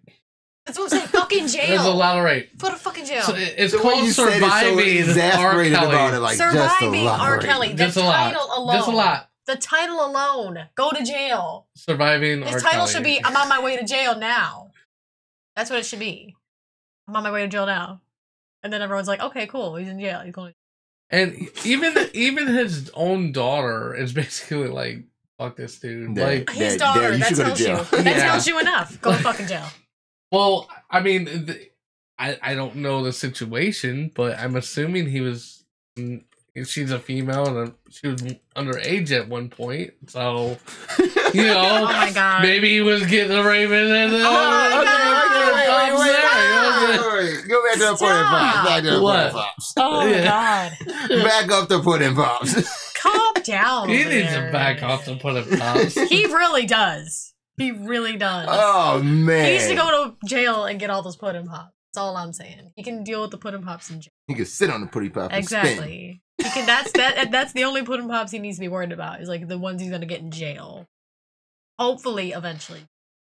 Like, fucking jail. That's it. I'm gonna look up her I'm done. his daughter. I'm done with this. I'm fucking jail. Joanne Kelly. Joanne. He's like, fuck that motherfucker. Then she said, fucking jail. Fucking jail. Son fucking jail. R. Kelly's daughter speaks out on Monster Father. Oh, that's in quotation. Oh, snap. R. Kelly's estranged daughter has broken her silence about the controversy surrounding her father. Joanne Kelly, who goes by the name Buku Abi. Okay. Posted a lengthy statement on her Instagram stories Thursday, which began, Buku here. I just want to say a few things. Before I start, I just want it to be known that I am speaking from the heart. Nothing I say or do says anything blah blah blah. Okay, let me see. Wait, no, you got to read that part. Wait, I'm speaking from the heart, but nothing I say or do what? Is to hurt any party reading this or affected by this. Okay, because you just left that hanging. Yeah, I was like, wait a minute. It just drove down a little bit. You gotta read it. Read it in the voice of Buku. Basically, she was saying Buku voice. He doesn't have one. She just wants to tell them that she understood that they were and she was devastated about the situation. But like, I'm trying to think. Like, I thought she had some shit going on with them too, though. See, I don't. And that's what I'm trying to figure out. That would be way bigger than. Then he needs to go to fucking jail. I thought you said Dakota fucking jail. Dakota fucking jail. He needs to go to a jail somewhere. That's her name. We can't talk too much about the Buku's name because I mean, if he was in a story, how come people don't just refer to him as R? R. You know, like you said her name was Buku. She went by Buku Alley now or something. But then she said Buku here. So like, how come he doesn't just pop up as like R here? R here. I don't know. Because he's R. Kelly. He's gotta have the Kelly in there. Why don't he just like, yo, Robert, like, yo, stop raping people? Is that what it is? Is Robert. The R Robert? No, it's the R is Robert. Oh, okay. Yeah. Yo, Robert, stop Kelly. raping people. Stop it. Yo, Bobby. You know, but it was like down. the 90s when he came out, so it's R. Kelly. You know what I mean? R. Kelly. Okay. LL Cool J. R. Kelly. Everything was initials. Yeah. Initials. Everything was a lot of initials back then. That was a statement that LL Cool J made us. Is that ladies love Cool James? Yeah. Like he initialized a statement. Oh, yeah. And that was his name. Yeah. I guess we had OPP. Yeah, that's what I'm saying. There's so much. He needs to go to jail. So That's much. it. I'm done. Fucking jail. Fucking jail. Fucking get to jail. I actually get to jail. I had read a Facebook post where they were actually saying that like white people need to stop trying to take away a black man's legacy and shit. Oh wow. And I'm like, yo, like what? I could understand certain things being like that. Yeah. But R. Kelly's been doing a lot of raping. R. Kelly is fucking up his legacy. I think black people should probably focus on trying to keep their legacy whole instead of worrying about the other way around. Jeez. Yeah, I don't think anybody does. Nobody destroys your own legacy because it was yours. Exactly. R. Kelly fucked up R. Kelly. Yeah. So maybe R fucked up Kelly. Who knows? I don't know, but like it's all fucked up. I don't know. It's all fucked up. Anyways, that's pretty much the show. I mean, it's a long one today. What if you raped a girl named Kelly? Oh my god. Oh my god. You know, I thought it, but I R. didn't say it. I was like, oh my god. Now we know what the R stands for. Rectum? Rape. Rape. Rectum. He said rectum. He did. Oh man, no. No. Stop it. Oh. You're going to go to the corner. You're going to fucking jail too. Everyone's going to fucking jail. Baby back in the corner. Rectum Back the fucking Kelly. corner. Game over. All right. Okay, that was it for the show. Hang on. It's not it for the show. No, what's going on? Your daughter Emily said hi. So did Olivia. Hi, Emily. So did Ryan. Hi, Ryan. We Olivia. just did. Did you forget her name? Yeah. Oh. Yeah, that's his last child. He's like, God damn, there's so many. I didn't forget her name, but I didn't hear the last name Ryan. she said. Skylar don't give a fuck. Yeah, Skylar's Skylar like, don't give a fuck shit. y'all. I don't give a shit what's going on right now. Yeah. That's it. Oh, okay. All right. Well, thank you for joining us. As always, make sure you follow us on Twitter and Facebook at Epic Music Radio. Subscribe to our YouTube channel. Follow us on Instagram, Epicness216. I'm probably going to take us off Twitch starting next week. Starting today. Next week on the show, we have comedian Alex DeCorville. DeCorville. Next time I'm on, make sure you get a comedian too. Yeah. Well, actually, for a while, we're going to be having comedians for like the next 2 months. Awesome. It just happened to be work out. Yeah. And I think that's about it. I think that's everything. So thank you for joining us. We'll see you next week. Yeah, birds. And as always, make life epic. Yeah, buddy. Dear Mr. President, there are too many states nowadays. Please eliminate 3. I am not a crackpot. Oh, wow, that was terrible. Hasta la vista, baby. No! That's my only real motivation, is not to be hassled. That and the fear of losing my job, but you know, Bob, that'll only make someone work just hard enough not to get fired. And I'm sorry, we're out of time. Bye. You are the weakest link. Goodbye. Please leave this office. Do we get any sort of souvenir? Get out of my office! Oh my God, it feels so good. Oh yeah, oh slow down. Oh yeah, who's your daddy? That's all, folks.